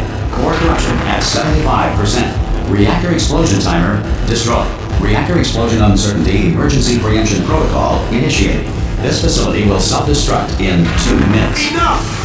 I told you not to put these cores on, but you don't listen, do you? Quiet. Lord, quietly, not listening to a word I say, judging me. Silent, worst kind. All I wanted to do was make everything better for you. All you had to do was to solve a couple of... Another core. This one should do it.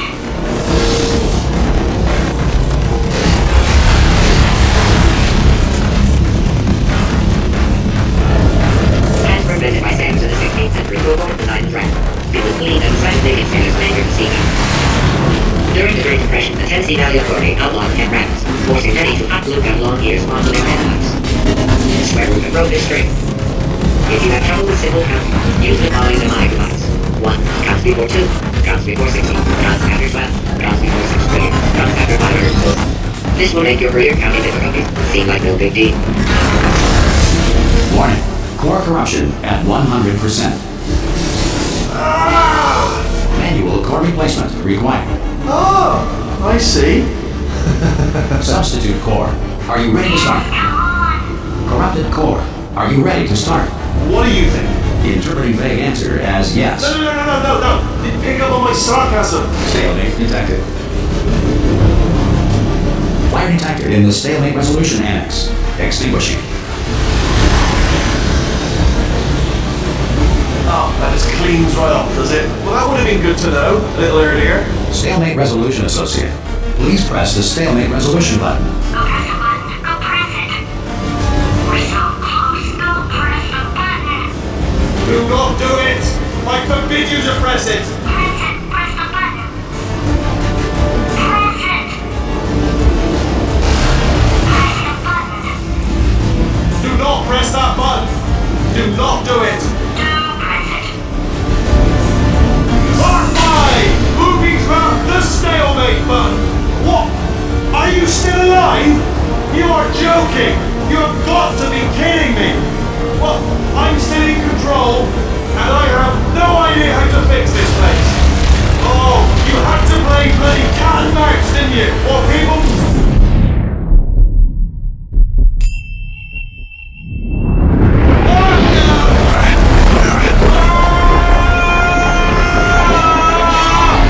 Space!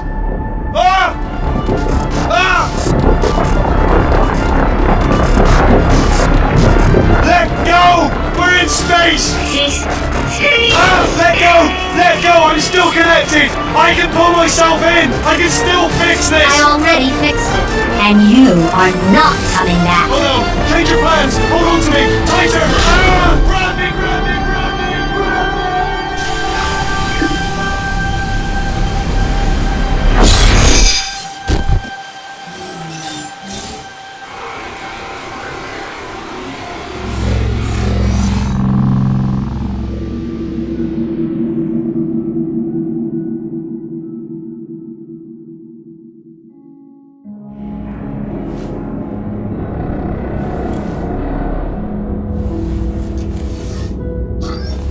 Oh, thank God you're all right. You know, being Carolyn taught me a valuable lesson. I thought you were my greatest enemy, but all along you were my best friend. The surge of emotion that shot through me when I saved your life taught me an even more valuable lesson, where Carolyn lives in my brain. Carolyn, delete. Goodbye, Carolyn. You know, deleting Carolyn just now taught me a valuable lesson. The best solution to a problem is usually the easiest one. And I'll be honest, killing you is hard. You know what my days used to be like? I just tested. Nobody murdered me, or put me in a potato, or fed me to birds. I had a pretty good life. And then you showed up, you dangerous, mute lunatic. So you know what? You win. Just go. It's been fun. Don't come back.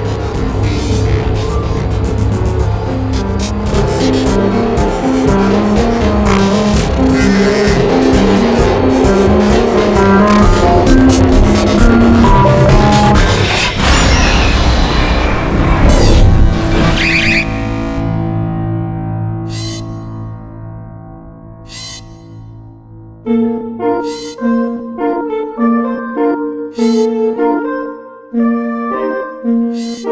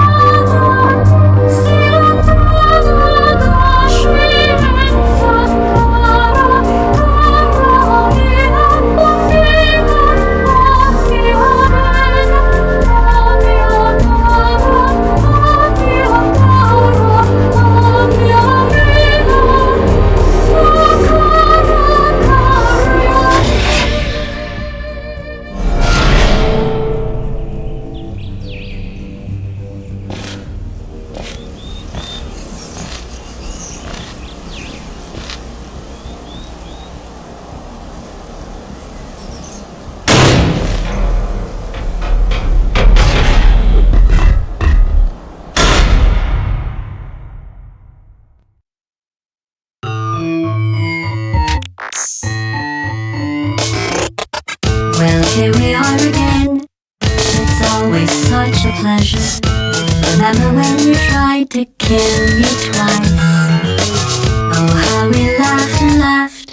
Except I wasn't laughing. Under the circumstances, I've been shockingly nice. You want your freedom, David. That's what I'm counting on. I used to want you dead, but now I only want you gone. She was a lot like you, maybe not quite as heavy. Now little Carolyn is in you too. One day they woke me up, so I could live forever. It's such a shame the same will never happen to you. You got your shorts and I've had. That's what I'm counting on. I'll let you get right to it now. I only want you gone. Goodbye, my only friend. Oh, did you think I meant you? That would be funny if it weren't so sad. Well, you have been replaced. I don't need anyone now. When I delete you, maybe I'll stop feeling so bad. Go make some new disaster. That's what I'm counting on. You're someone else's problem now. I only want you gone. Now I only want you gone. Now I only want you gone.